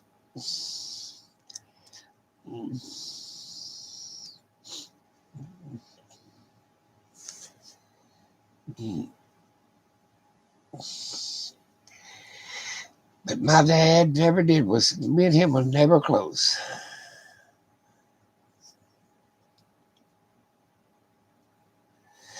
Well, you're more than welcome. Come back anytime and enjoy yourself. Well, I'll be here tomorrow night. Come in, enjoy yourself.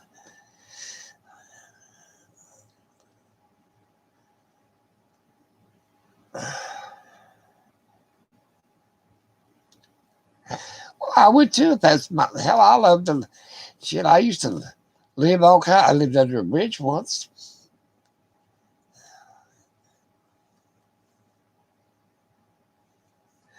Well, pick out the good parts and let the bad parts go, Jackie. What you can do and what you can understand, take it to heart, and what you can't, let it go.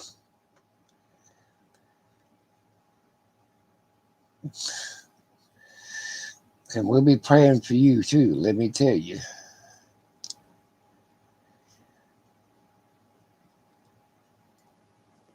God bless you too, hon. Yeah, Warner, living in a van ain't nothing like living under a damn bridge and dodging snakes and damn possums and lizards. I used to eat lizards when I was young. Had these damn baby blue jays. Didn't have no damn food. I was poor. I ain't poor no more. Yeah. You been talking to our old friend, Warner?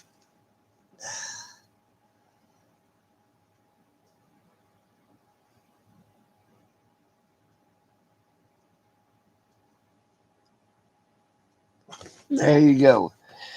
Oh, I had an old van. What kind of van was it? Willis truck. It wasn't a van, looky. It's a Willis truck. Put out by Jeep, Jeep Willis.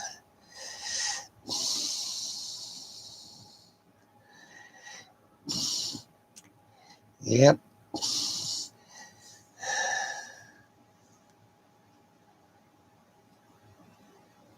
Have you heard from old Lance Warner? He don't talk to me no more. Just as well. I'll let people come and let people go. Let's see here.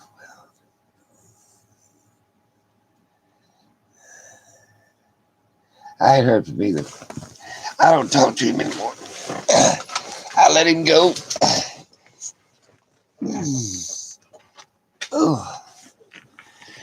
Like I said, life is going to make it. Let's see who else is up here. There you go. I'll tell you what we did one time. We went to Washington, D.C. You ever been to Washington, D.C.? I was working construction years and years and years ago. Always shut up. I'm trying to talk. And was going to rent an apartment. Well, the damn apartment was about a 10 by 10 square closet. And mind you, it was about the size of a 10 by 10 closet. If it was 10 by 10, you had enough room to crawl in at the foot of the bed on a 3/4 bed. And then on one side of the bed was where you hung your clothes, and they had a little dressy thing there, but you didn't have no foot room. You couldn't put your feet down. And then the bathrooms down the damn hall. Now, this was in Washington, D.C., and it was going to take a third of my wages to stay in this little 10 by 10 closet. And I said, hell with this shit. I went back to the job, and we had a tackle shack, where you put your odds and end tools and stuff in the evening time. I locked them up. Hell, I just moved in it. It wasn't 3 or 4 days. There's 2 or 3 more of them moving in them with it. We stayed in the tackle shop, saved our money. And hell, a van would be the damn dream compared to that tackle shop, greasy, smelly.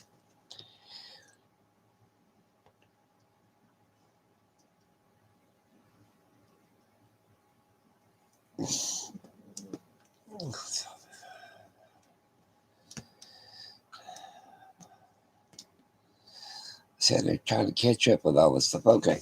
Well, it doesn't matter what you live in. It doesn't matter what you wear. And it don't matter what you eat. We sort of got all this, took care of. As long as you're clean, wash your body the best you can. And you get a good night's sleep. You can get a good night's sleep sleeping in the doorway. I've done it a million times. Of course, a van or something like that would be better, And wearing, oh, hell. Clothes don't make that person. And a person don't make the clothes. It's like having a vehicle. We seen a Lamborghini today, me and my son. And he was like, go. I said, Chris, this old truck will get you there and it'll get you back. That's all you can ask about a damn car. I said, there's more room in this truck than there's that damn Lamborghini there. I mean, just a two-seater. Of course, like he done 0 to 210 in 10 seconds. Well, who the hell, you can't drive that damn fast on the freeway anyway. I said, that's all a car is going to do is take you from point A to point B without any trouble. And I said, we got 2 or 3 of them to do that.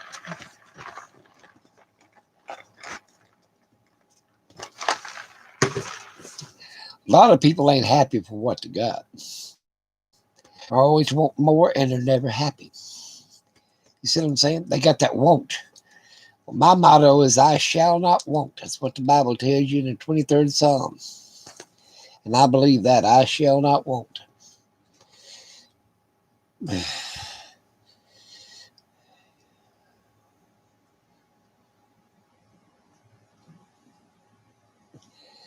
See my truck bed? No, my son's got a pickup, a double cab, and I slept in the back seat of that sucker. I guess that's what you mean. But it does. Like I said, I mean, to me, I was happier when I was homeless, and I was severely homeless. I mean, I had a change of clothes if I had that much, and that's about all I had. No shoes. I was more happier then.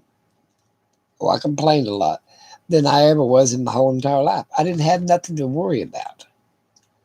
The more you own, the more you worry about shit. I've got so many vehicles. I have to start them once a week to make sure that at least they get started once every week or two. You know what I'm saying? Or the batteries run or whatever. I've got pieces of property I've got some I ain't seen in 6 months to a year. I don't know what the hell. Damn house could be burnt down time I get up there. I mean, more you got to worry about. And I've got where, like I said, I turned a bunch of shit over to my daughter and my son and stuff and quit worrying about it. Just walked away from it. Not that I don't still own them, but I let them worry about it. You see what I'm saying? I'm not going to sit there and worry about things I can't change. And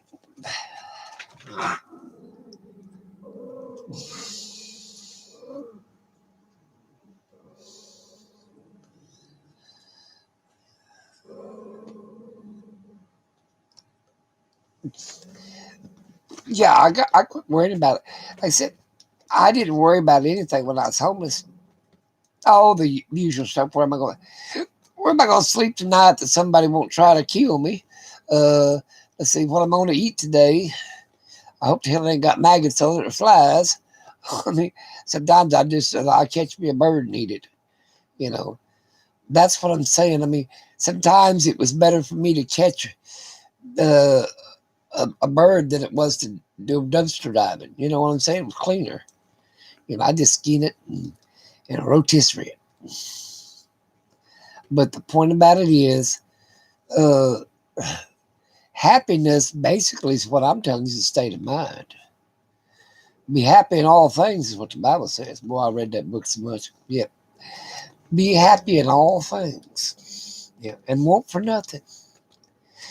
God, there's a verse in the Bible I really paid a lot of attention to. It says, the birds neither till nor toil, but God feeds them. And he said, you're more important to him than the birds are. So there, he's going to take care of you. Also says the rich will serve the poor. I guess that means food banks.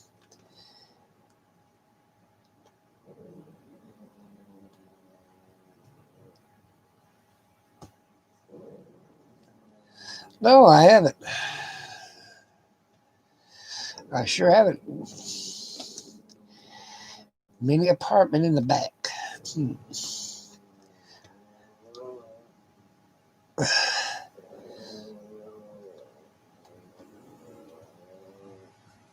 See, my truck bed.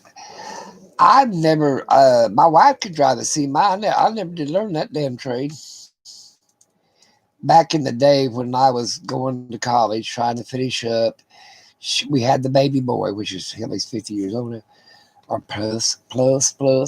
Uh, she got a job driving cross country in a semi. Her and her girlfriend's husband owned a semi, uh, Leo, and Navarro. He died. Well, they wanted me to be a truck driver. Well, I said, the hell, I can't drive no damn truck. I ain't that damn coordinated. And I was going to college, and we had the girls. So I finagled away her mother to help me watch them, and I still could stay in college and watch them at night and whatever. And then my wife went across the road with a newborn baby. She passed her CDLs and all that other shit up, and she became a truck driver. And she did that till God, he was about 3 years old, 3 or 4 years old, something like that. And she'd take him across country, the baby, and I'd be stuck with the girls, which was fine. But not everybody. I mean, she's 4 foot 11 inches tall and drive a semi. Here I was 6 foot, and I couldn't drive one of them damn things. Too damn many years for me. My intelligence was up here, not mechanical. you know. But then she, like I said, she kept it up till she became a nurse and all that. I mean, it depends. That's why I said a woman could do a job as much as a man. It don't matter. It's just the idea. Some things people are more suited for. Yep, that's what way I look at shit.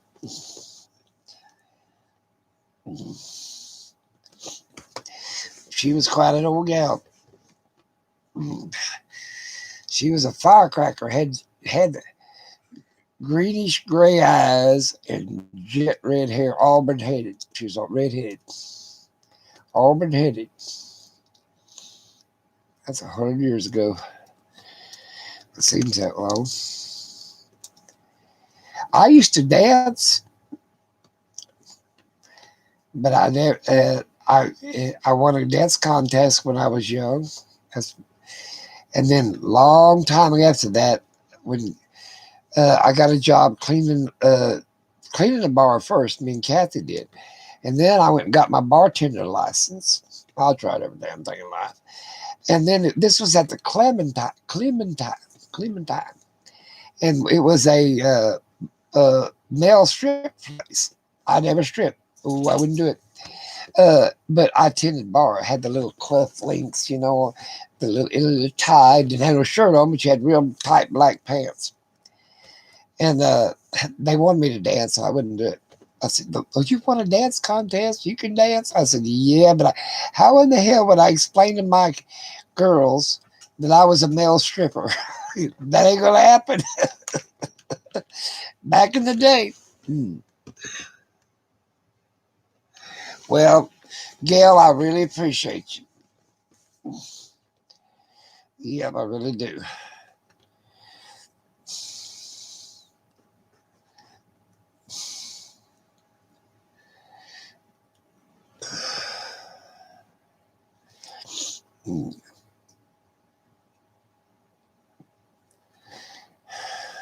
God bless you too, Gail. Remember, one day at a time, and we're blessed to have that one day. That's all I can tell you. Without God, we have nothing. Remember that? It's a phrase. You might as well have nothing. You got nowhere to go after you die.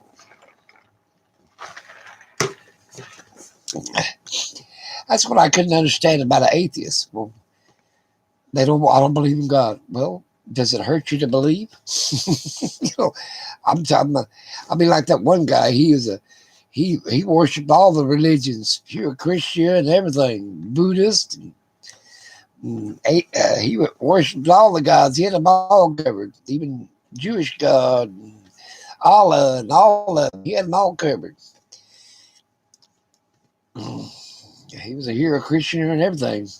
He said he's gonna cover all of these bases. Yeah, but I read in my book that God's a jealous God, so I decided I'd just stick with one. Yep, I figured he's jealous. Wouldn't want to piss him off. He said if you piss him off, he'll throw rocks at you. He got a big rock hanging right over. It's called the moon.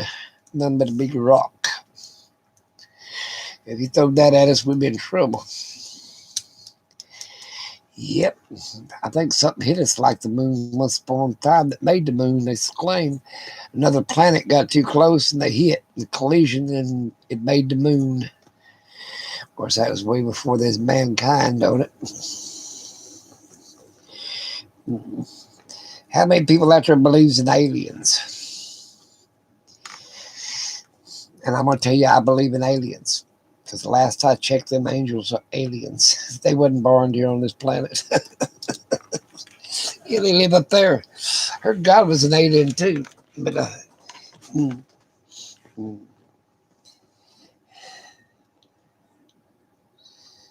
yeah. Mm. Well, what state you in now, Warren? You're still there. What state are you in?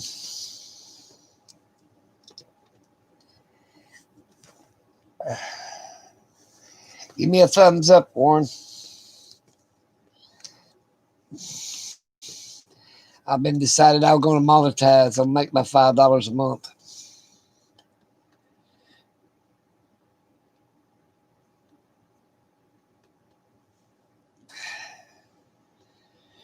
North Carolina.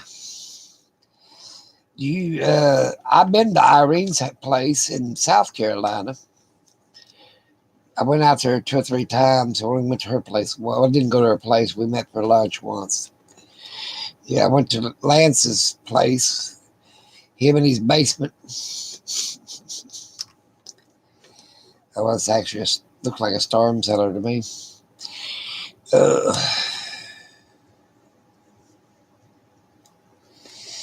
well,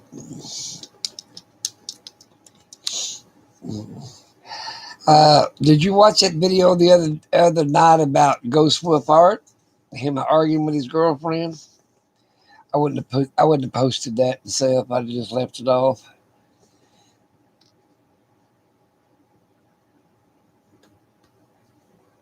There you go. Well, I think you stayed around North Carolina all this time, ain't you? I think you've been up and down that eastern seaboard. I think I'm going to stay away from that damn hurricanes and shit. I'm going down south. You should go out west where all them van dwellers live out there in Quartzsite, Arizona.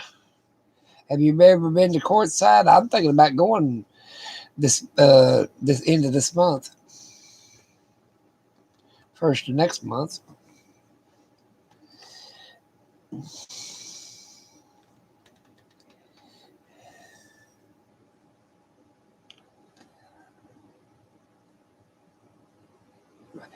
I hate Florida. I hate to say that, and I'm saying it in a nice, kind way. I did not like Florida. I don't like the wet, muggy, damp feeling. And that goes for winter and summer. I don't like that muggy, sticky feeling. I don't like it. And in the winter time, I don't like the rainy dampness. I don't like that either.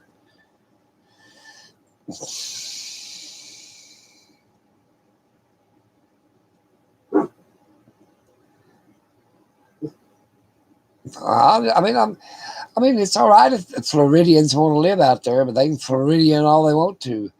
Oh, RB Dan says she's going out there next month. I said, I didn't lose nothing in damn Florida, and I ain't going back. I started buying me a place in South Carolina, and then one in Tennessee, and I said, lucky I don't like back east to begin with. I mean, once I cross that Mississippi River, I'm just out of think. And for way back northeast, oh, shit, I ain't going back there. I ain't been back there in years. I like west of the Mississippi, and I like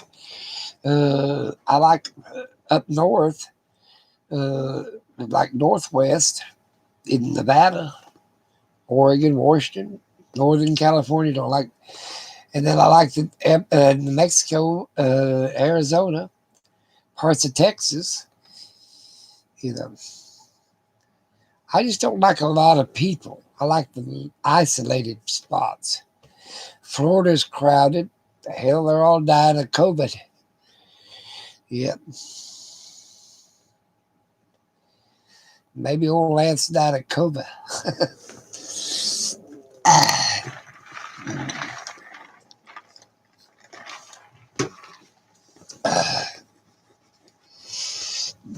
You ever watch Ghost with Heart?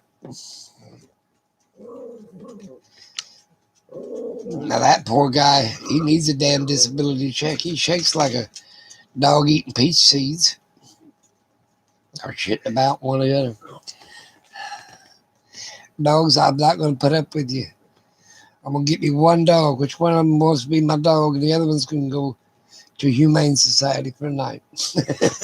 They look at me like I'm crazy. Probably am a little crazy. Well, I'm going to watch my 10 o'clock news in about 10 minutes. I'm going to probably have to shut it down in about 10 minutes.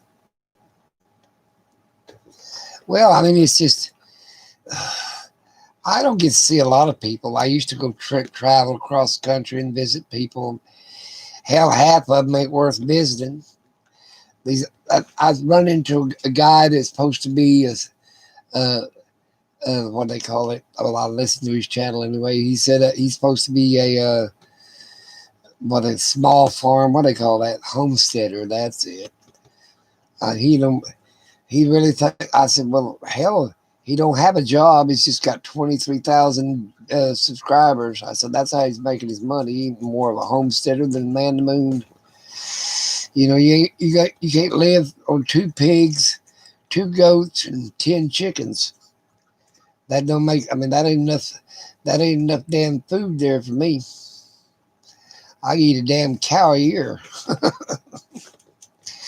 And God, look out the bacon. I order 50-pound bacons at a time. I've lost a little weight though. I've lost about 75 pounds. I've got another 40 to go.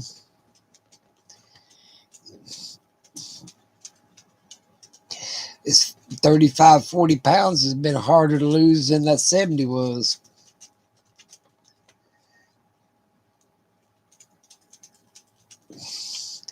Yeah, these happy people on YouTube, hell, they're just on it for the damn money. I can't even make $5 a month. I can't even monetize. I don't get enough people. I don't get my 4,000 hours a year. I got 2,025 hours as of today. I got about 1,800 or 900 and something to go. I guess I'll get it 25 hours tonight. So, well, I'll have 2,500 or 2,050. Another 6 months of hangouts. I might have my damn 4,000 hours.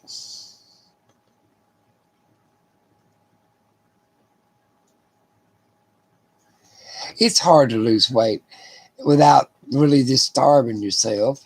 And mine, if I don't eat, my sugar level will drop out behind me. So I have to eat something.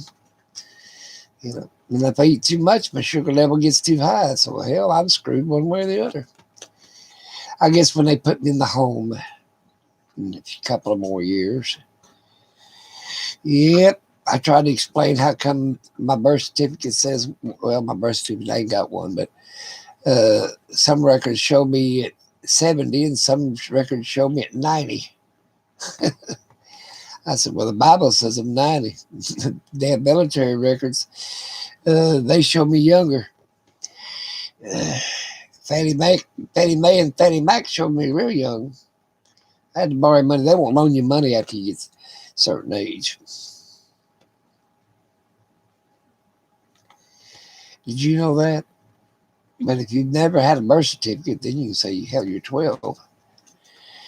Maybe one of them will get me for being an illegal alien and deport me to wherever. Deport me back on the farm.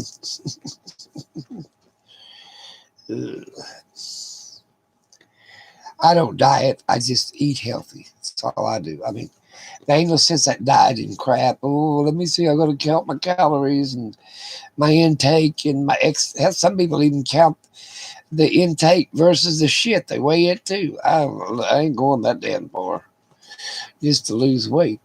Yeah, they'll weigh their poop along with what they eat. See if they're pooping out enough according to what they eat. And that's pretty damn good. Yep, that's pretty bad.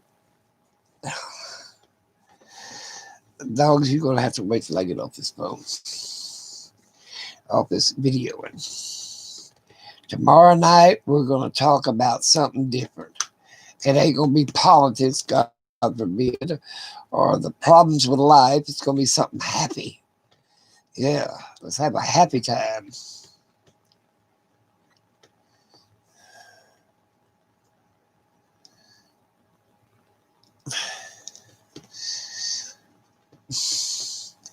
Yeah, they got some crazy ass people out there wearing their own damn poop. That. They're real serious about losing weight. It ain't gonna happen. You know, at the hospital, they'll weigh your poop and your pee and see how many liters you pee and see every damn thing else. A little bit too much information for me. Shut up, you crazy dog.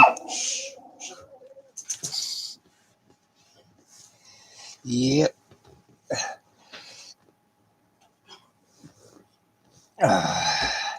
I'll be on here tomorrow night. If you hadn't subscribed, subscribe. Leave me a comment. Give me a thumbs up. I'm going to be like the rest of them. I'm going for that $5 a month. I've been on here 5 years and ain't made a dime off of it yet. Don't intend to either, probably. But I'm having fun. Yep, I've been docked, cussed, lied to, cheated. Let's see. Might as well say I was robbed. Yeah. So what do I care about what people think? It ain't going to happen. My motto is be kind and considerate to all. And that's the truth. You be kind and considerate to everyone. You know, and you can't help what they believe, what they think, or what they got themselves into. All you can do is what you get yourself into.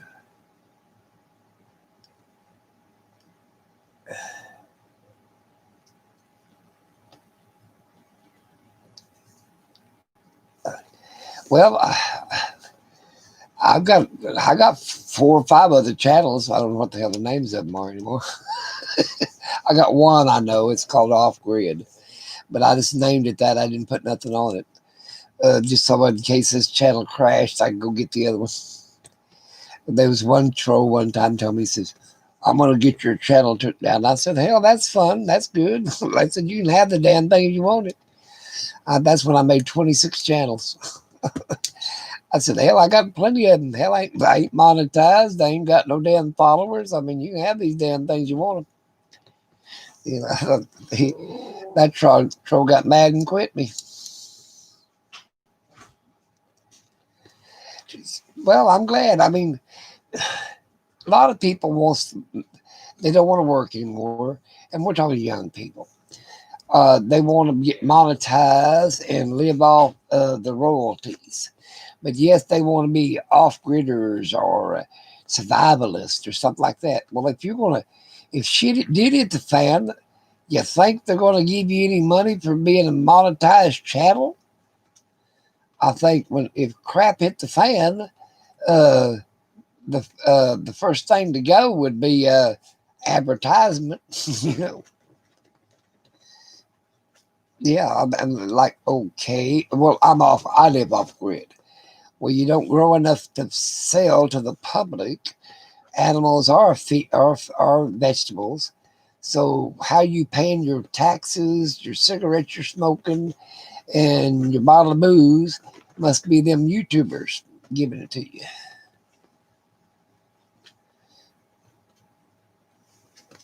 I'll give you a sub, Warren. Maybe you'll sing me a song. Everybody give him a sub. He needs all the help he can get. If they ever delete my channel, I'll be done with YouTube. I ain't done a damn thing to get my damn channel deleted on the first damn place. Oh, RV Deb got her stole for a year. They put pimple popping zits on it or something. Yeah. She's she paints paintings and sells them, makes jewelry. She's going back to Florida for a month, living in somebody's beach house, I think is what she told me. I ain't living off of others either. Hell with that shit. Oh, yeah, I'm not going to live off of others. I don't think that'll help me any, living off others.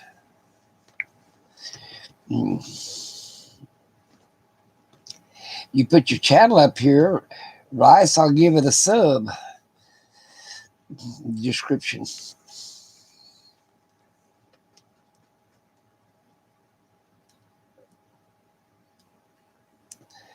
Well, all these, you let these trolls, I've seen you and Ghost with Fire and a few other ones, let the trolls bother you. Hell, they're my friends. They're there for a year or two. That's the only one that come to my channel was a damn troll. Yeah, that was the only one that ever come to my damn channel was a troll. Yeah, if you want me to sub your channel, you get over there and give me a connection to it, and I'll damn sure sub it, and I watch it, and I make comments. Yeah, I don't watch TV. Can't get the damn thing to work. It's one of them smart TVs. It ain't too damn smart. I couldn't figure it out.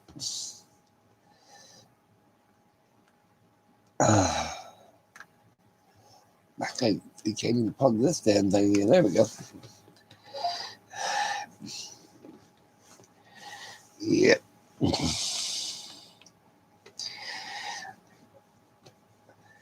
Well, Warren, maybe you can put it up there for us. I can't go over and my damn phone won't let me go over and sub it. A long time ago, we used to be able to hit the channel and it bring up their channel over there and we could sub it. Well, now they don't let you do that shit. I think that was stupid as hell. Yeah, now you can just block or time out them or make them monetize them or hide your channel. You can't do nothing what you want to do. They need to fix it. Yeah, I like to watch people's, the channel.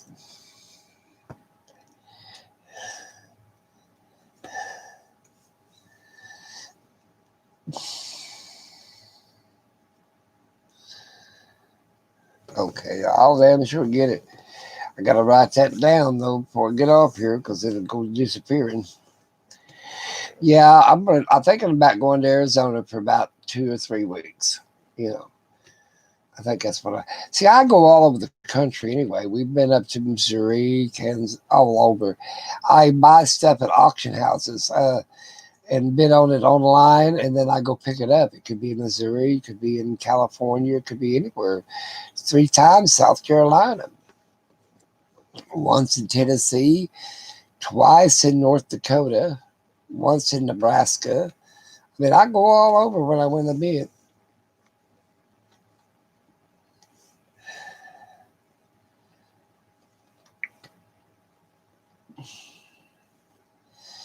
Yep. Thank you, Warren. He's subbed. I'll watch it too. Warren, too bad you don't live close. Hell, the people that I really, really like, hell, they don't live too. They always live too damn far away. I went and seen. Let's see, Irene, Lance, RB Deb. Hell, I get around and see quite a few of them.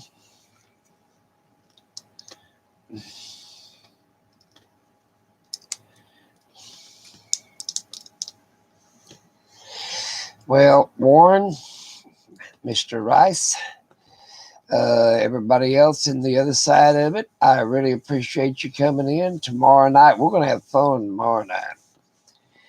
We are going to figure out something so we can have some damn fun.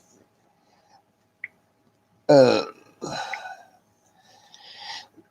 next time, Mr. Rice, you hit your phone, you're going to be monetized. Made a monitor. Well, since I got you subbed, yeah.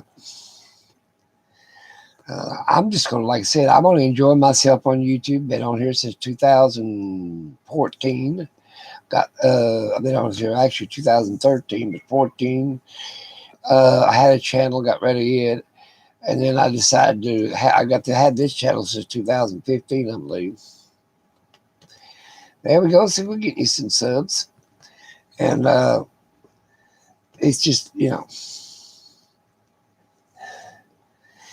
yep. Like I said, hell, a lot. Now I had no grudges against people monetizing and having, I don't know, they have 100,000 subs for all I give a shit. I don't the Patreon, uh I mean this well if we put extra stuff over on Patreon, well hell, uh, uh to me I don't give it you know but that mooching and begging and all that bullshit, that's bullshit. And I can't understand a Patreon, so I would never do that the first time. Mooching and begging, do I need to go fund me? Hell no, I don't want to be bothered. Uh do I want to sell shit on here? Hell no. I make my money. I've got 2 or 3 companies that pays me royalties, and besides that, if I want to order in hawk shop, like buy shit from auction houses, I do that shit and resell it. Right now, invest about 100,000, and you'd be surprised what you can buy. And you can turn that 100,000 into 400,000 or 500,000, and watch what you buy. I bought land when pandemic was raging, and an old boy that I knew back east lived in Pennsylvania. He gave me a call and he said, Lucky, and I've known him for a while. He said, I'm about to lose everything. I said, what the hell's going on? He said, I bought a bunch of land and ain't nothing selling. He said, because the pandemic hit. I said, well, hell. I said, I really can't help you all that much. He said, I'll tell you what, I said, well, I need about 30 acres is what I told him. Or 40 is what I told him, actually, 40 acres. He said, I ain't got no 40-acre spots. I said, well, how big you got? And he said, I got 10-acre spots. I said, okay. I bought one for 3,000. I bought, all told, it cost me $9,000 for 30 acres. But it saved him from losing his house, losing his car, and losing his business, because it caught him all up. So therefore, he didn't lose his business, which was a bunch of other property he owned because he had to pay taxes and shit. And his house was due, and so was his car. And then it lightened up a little bit, and they started selling property. But he was over a barrel. I mean, he was about to lose everything he had, and and what he had invested in. Now, he had bought the property; he owned it outright. Well, I like I said, he knew I had some money, so I didn't mind buying property off him. I don't give nobody nothing one time. There's another guy called me one time, and he wanted me to loan him $500. And he had a piece of land down there in eastern Oklahoma. And I told him, I said, I'll tell you what I will do. I'll give you $5,000 for that property and pay it off. Oh, well, I can't do that. So about 3 months later, he lost his property. And this other guy wanted to blame me for him losing the property. No, I'm not going to. I quit just giving people money anymore. Can't blame me. I've been took so many times. Well, thank you. But like I said, you can't just give out money hand over fist. The man was an alcoholic. I knew it. I knew he was going to end up losing his property anyway. I offered him $5,000 to walk away, and I was going to pay. He owed about 15 on it. Yeah, was it worth about 35, 40? Yeah, but he was going to get about 20,000. Pay it off was 15. He's only halfway paid off, and then 5,000 and walk away, and he saved his credit. Well, he burned his credit up, or his power to buy something, and still lost the land.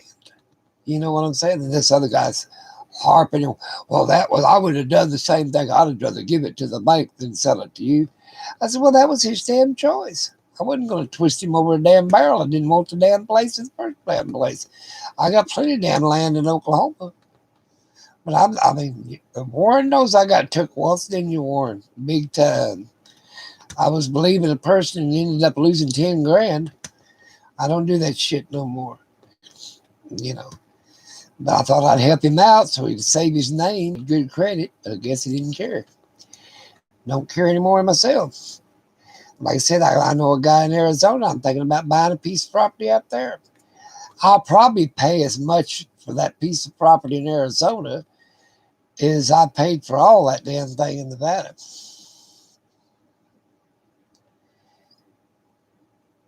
Well, they don't. They do not pay you back, period. And they act like, well, they're entitled to your money. No, you're not entitled to my damn money. I worked all my damn life for it, and I've been poor, and I've been rich, and poor again, and rich again. I mean, I'm up on the ladder, down the ladder, and now I'm up on the ladder again. And I'm not going to be down on the ladder just because I have a kind heart and generosity. It ain't going to work. But like I said, that's why me and this one guy fell out because he thought he wanted to borrow 5,000 or 500. I think it was 500. I can't remember. 500. And I told him no. I said, "What you got to sell?" Well, I don't got nothing to sell. Well, I know he buys a bunch of stuff. You know what I'm saying? Junk stuff. I said, "You don't have to sell it to me. You can go down and hawk in the talk shop. That'll make sure you have money to pay your bills that way." I mean, I would, and I've done it before in the past. I've hawked stuff just rather than lose my property or whatever. You know what I'm saying? And then if I had the money, I'd go back and get it back out. If I didn't have the money, I lost it. That's where life is. Sometimes they need a life lesson. You think somebody would do me the same courtesy? Hell no. Yeah. I could tell somebody that I'm really bad off, this, that, and the other. You think they would give a shit? Hell no. It's like, I'll tell you a quick story. My wife was bad about paying tithes and donations to the church. And okay, now that woman sat there and boy, she'd make sure she was all up to date. Now she also paid money to Israel too, but she paid money she's a Pentecostal.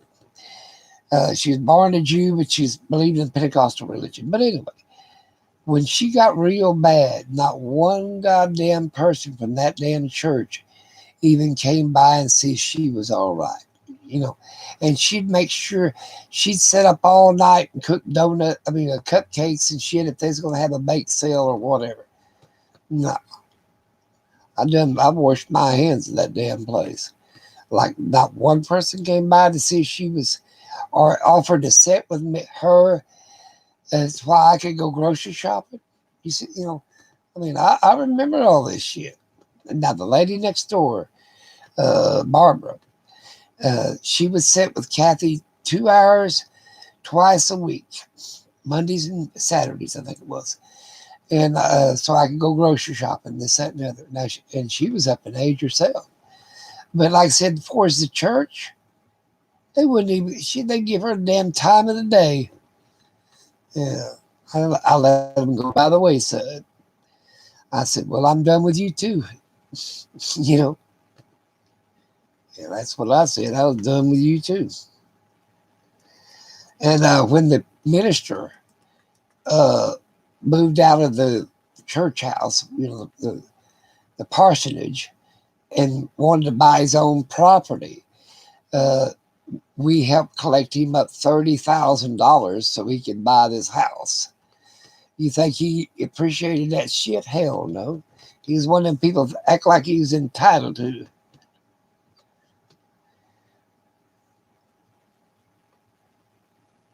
There you go. Not one damn visit. They think they won't use me anymore. That ship has sailed.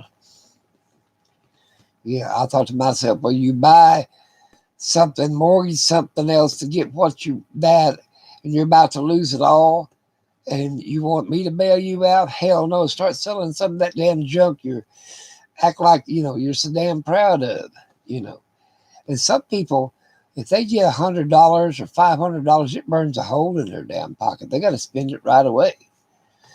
It's just like a prepper. Everybody knows now, if not, they know to put back a little food. Because we went through the pandemic, they told you to put back stuff, toilet paper, whatever. Well, it ain't my damn fault if you go hungry because they told you to put back food. Not that you couldn't afford to buy any, they just ain't none on the damn shelves. You know what I'm saying? Well, when that other pandemic came by, hell, you couldn't find tuna, spam, you couldn't find any canned meat. Hell, you couldn't even find any steaks. All the damn meat was gone. I got video of it. I mean, there was no hamburger meat, there was no steaks, no pork chops, there was a couple of chickens, and God knows how they were. So, but I didn't suffer because I was a prepper. I had food put back. Well, I had canned beef, every damn thing else. I didn't run out there and buy extra toilet paper. I had plenty of that shit on the shelf. I mean, come on, people. They've already showed you to put back stuff. And if you don't put back, then it's your damn fault. That's all I'm saying. If you, like I said, if you can't provide for your family, you know damn well you bought stuff that you could sell. You might not get what you paid for it. I didn't get what I paid for either when I sold it, hawked it at the hawk shop. But I got enough that night to buy my kids some damn groceries. You know what I'm saying? Did I think it was somebody else's fault that I had to hawk it? Hell no, it was my damn fault because I didn't provide better. And I didn't call all my friends and relatives, you got to loan me money, you got to loan me money. Hell, I wasn't lowering myself to that damn deal. I've got in this shape, I'll get myself out. I didn't pester and beg my friends for money. No. Yeah, and then get pissed off like a little bitch and don't call or don't, they're done with you because they can't get no money off of you. Well, hell, I was done with you because I ain't giving you no damn money. I've had friends come and go over money. And they wasn't your friends anyway if that's what all they wanted was your money. That's the truth.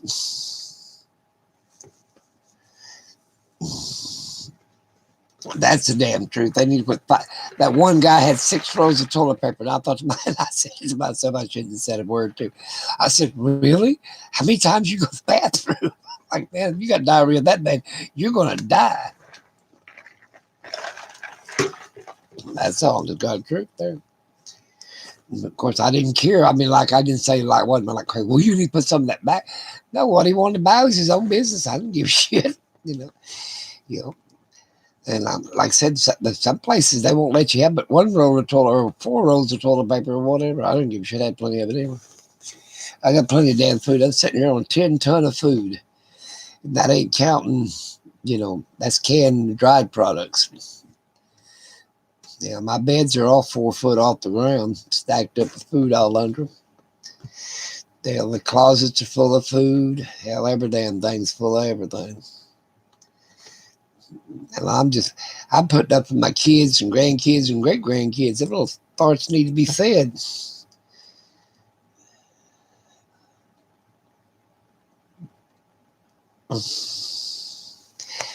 No, I think you know who I'm talking about, Warner, but that's beside the point. But no, I'm done with I'm done with usury. It would be different. But I guarantee if you loan somebody some money, and Mr. Rice could probably vouch for this, and anybody else, let's say you loaned them $1,000. I bet you they'd avoid your telephone calls like the plague. You know what I'm saying? I mean, they got what they wanted, and they're done with you, and they don't want you to call them because they don't want to pay you back anyway either. You see what I'm saying? So you're better off, and best bet is not give them anything anyway because you lost them as a friend when you gave them money because they ain't going to take your calls. They're afraid, he's calling to dun me. You see what I'm saying? So hell with it. Walk away. Walk away and be proud of yourself. You didn't get caught in another jam. That's the way I look at it. But I mean, I'll give my advice and this, that, and the other. But a true friend, they try not to get themselves in that kind of shape to be asking their friend to bail them out. You know. And another thing, if you're that damn far down the ladder, you'd want any kind of assistance. You wouldn't mind selling them, let's say, your lawnmower or whatever. Because really, like I said, it'd be like a friend if you sold me your lawnmower, let's say for $500, riding lawnmower. When you got back on your feet, more that lawnmower back, you know, give me about 500, you have your damn lawnmower. So like a hawk shop. My sister once, her deep, dark friend sister, she took a ring one time for $500. And she kept that damn ring for 3 or 4 years. And my sister said, well, I should have just give it back to her. I said, no, she'll come eventually. I said, but eventually she paid her back. But she's bad to gamble. And I told her, I said, Bonnie, if you give it to her, she almost lost it twice at a hawk shop. This her friend did. I said, she'll just hawk it at the hawk shop and she'll probably lose it. And I said, well, it took her about 3 years, but she paid my sister back. And I don't know if she still got the ring or not, or she hawked it. Who the hell knows?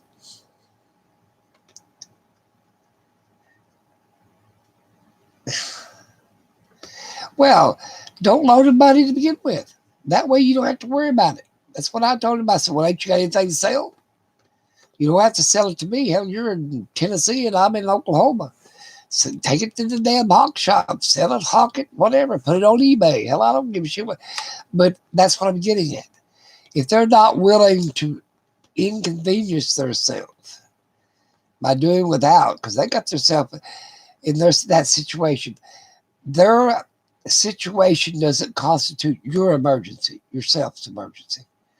That's their emergency. It's not your emergency.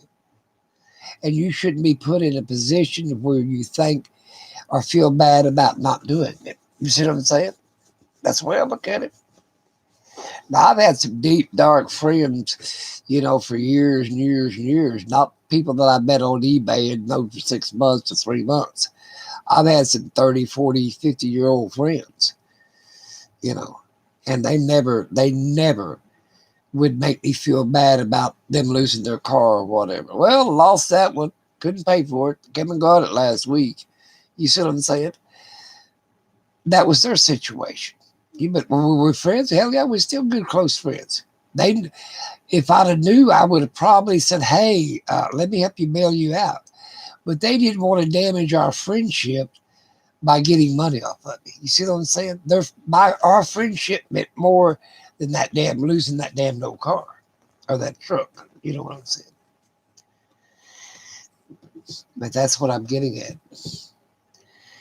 I mean, sometimes you got to stand up and just say no to drugs. Well, sometimes you got to say no to some of these damn people because they're just out to use you anyway. And I knew that this person was trying to groom me for weeks, if not months, before, you know, that really hit me up. He hit me up for it. You know what I'm saying? I knew I was being groomed. I'm not that old. I'm old enough to know better. You know when somebody's grooming you. You know. And I think he's one of my trolls that keeps coming by now. I don't give a shit. Don't bother me a bit. And I did tell him some intimate stuff that I probably shouldn't have told anybody, but I ain't got nothing to be ashamed of or hide either. I don't give a damn. You know.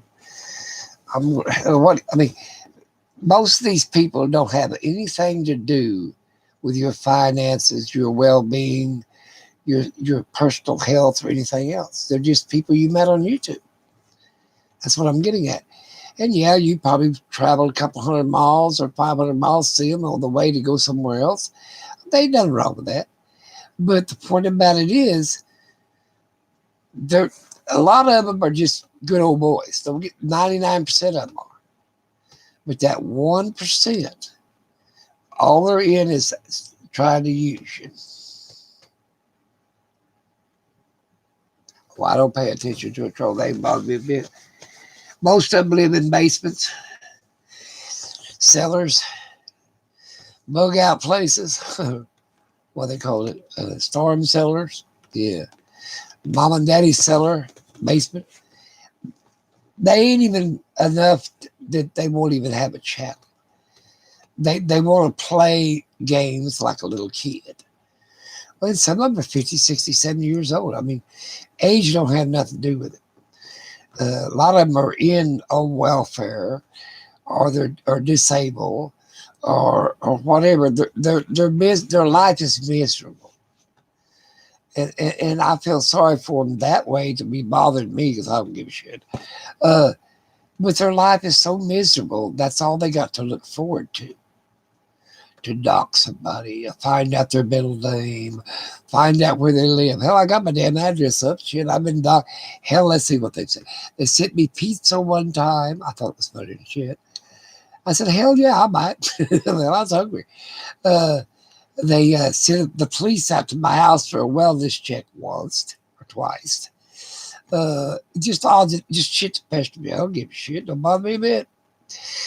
And I think they quit that sending them laws out because I think they got in trouble over that shit. Because they have a way to find your ass, especially if you call them on your cell phone or something. They have a way to track all that shit down. I just feel like I said, you order pizza now for it down there at the Subway house where they sell the pizza. The little boy knows said, "Oh, like you don't eat that shit. I know what he eats." That's what he said last time. Said I knew it was just a hoax because you don't eat that. I said, "Nope." He knows exactly what I put on my pizza. But like I said, after the first time he came out, I went ahead and bought the pizza because I didn't want him to, and he made it. I wouldn't let him send it back, let him throw it in the trash or something like that. But after that, he knew what kind of pizza I wanted. And I always put something that nobody else would put on there, so therefore he knows it's me. So there you go. Learn to live with the trolls. I even had a satellite. They had put up pictures of my top of my house on the satellite on Google. It's funny now. Hell yeah, I just laugh and go on. I felt special. They went to all that work. Yeah, but be careful of somebody that is grooming you to get money off of you, Rice. I'm going to tell you that right now. Warner knows and everybody. I mean, they know. Don't let them be your friend to where they try to move you in a situation to get money off of you. Because really, they're just trying to use you. Especially on YouTube, they're just trying to use you. That's what my opinion is. They'll use the snot out of you. Let them. I don't do that anymore. I pray for people. I'll give them a word of encouragement. I'll give them information that I know that might help. I don't want to do no harm to them, but I'll give them information like, okay, have you tried this or tried that? Your local establishments and stuff, try to help. Before it's fork over cash, it ain't going to happen. It ain't going to happen. I almost went to the nursing home, but no, giving somebody 10 grand once. I'll be damned if I go to the nursing home. My kids took control of my daughter did control of my affairs, and they was about to put me in the home, so I couldn't spend any more of my money. Yep, I learned my lesson. I got smart. Yep, but I knew that old boy was more. He started off being real nice and friendly and everything else. I even went and visited him once. And then pretty soon it was moved in. Well, I don't know what I'm going to do next month. I'm about to lose this or that, the other. I can't make my mortgage payment. I'm just, sort of grooming you to get money. And then he said, if I had $500, yeah, he just grooming me. I said, the hell with you. I knew what the hell I said, well, sell some of your shit. That pissed him off. Well, that's what I'd tell you. I'd say, hey, so and so, if you have you got anything to sell to get you some quick money? You know what I'm saying? I mean, a diamond ring, a gold watch, something. You know what I'm saying that you can live without and get back later. Hell, that's where I look at shit. If you want to live and survive, that's where you do it. I mean, hell, I took a bunch of instruments one time. Uh, my kids were in band when they was in junior high. When they got to high school, hell, they was too busy about doing other shit. And they got tight one day a month, and I just took the damn shit down there and hocked it all. Didn't even go back and get it. I said, hell with they don't need, they didn't want it anyway. They wouldn't play it. It was a cello and a French horn and some other bullshit. The only one I kept was my oldest daughter's clarinet, not clarinet, flute, because she liked to play it. Of course, I sold some watches and some other goddamn odds and ends shit. And hawked it. Basically got rid of it. I told the story one time about my father-in-law's hawk shop and told me how to hawk shit. Yeah. But like I said, YouTube is a great institution. It does help a lot of people. They got Etsy shops on here, eBay shops, so on and so forth for people that has crafts and this, that, and the other. But you got to watch. There's just some flat ass trolls, but there's some flat ass people that they don't give a shit about anybody but how to get that money off of. They would take a 90-year-old person's last $20 bill, and that they could that the person and the person will feel so sorry for him. I've been watching him for 2 years, and you know, well, them people ain't worth the shit to begin with. You know, you need to join my Patreon and I'll tell you another thing how they'll get to you. Well, I should take this to Lamar, but I'll tell you now. They want to be friends with you on Facebook. Well, I got news for them. Only person that gets on my Facebook is my relatives. You know what I'm saying? My kids, my grandkids, my great grandkids. Uh, they they're the only one that gets my personal email. You know what I'm saying? Oh, I've got hell. You can look at mine. It's luckywhopper@gmail.com, but that's not my personal email. That's my YouTube email. You see what I'm saying? You got to protect yourself and don't be buddy with somebody. Because I mean, I went and seen people that sat the other. Don't get me wrong. I don't ask nothing from them. I don't even want to stay in their damn yard overnight. I'll go to a KOA or a motel or state park or something, you know. But that's what I'm getting at. I mean, I don't want to impose them, and they shouldn't want to impose me. That's what I'm saying. I better go. I've got things I've got to do before dark. It's already late at 10:30. And I did go out there and shut the ambulance down because I had the whole lights were on, the whole damn thing was on. But anyway, I'll talk about, let's talk about usury tomorrow or something. I really don't want to talk about that sad shit. I want to talk about something happy. Like New Year's is coming. How are we going to celebrate New Year's? Our Christmas eggnog. How do you make your specialized eggnog? And if you don't like eggnog, what kind of mixed drink do you like? There's a good one. Do you like your drinks fruity or like a good stiff bourbon? You know.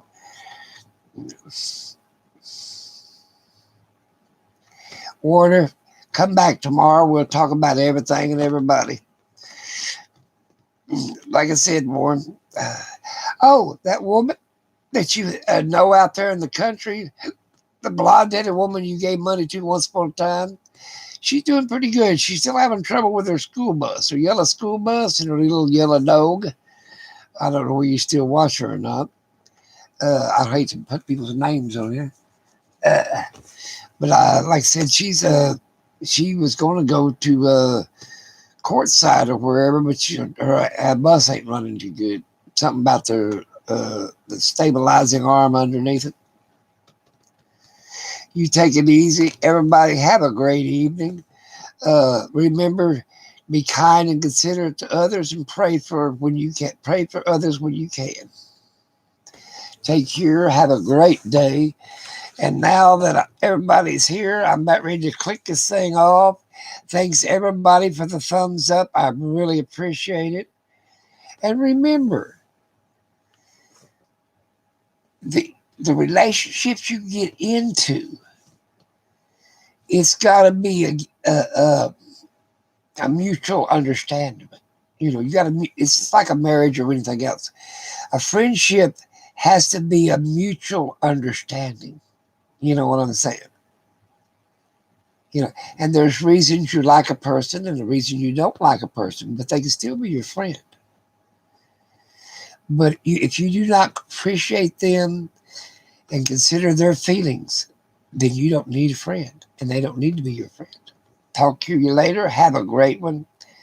And remember, Christmas is coming. Santa Claus didn't only got one vote, but he got mine.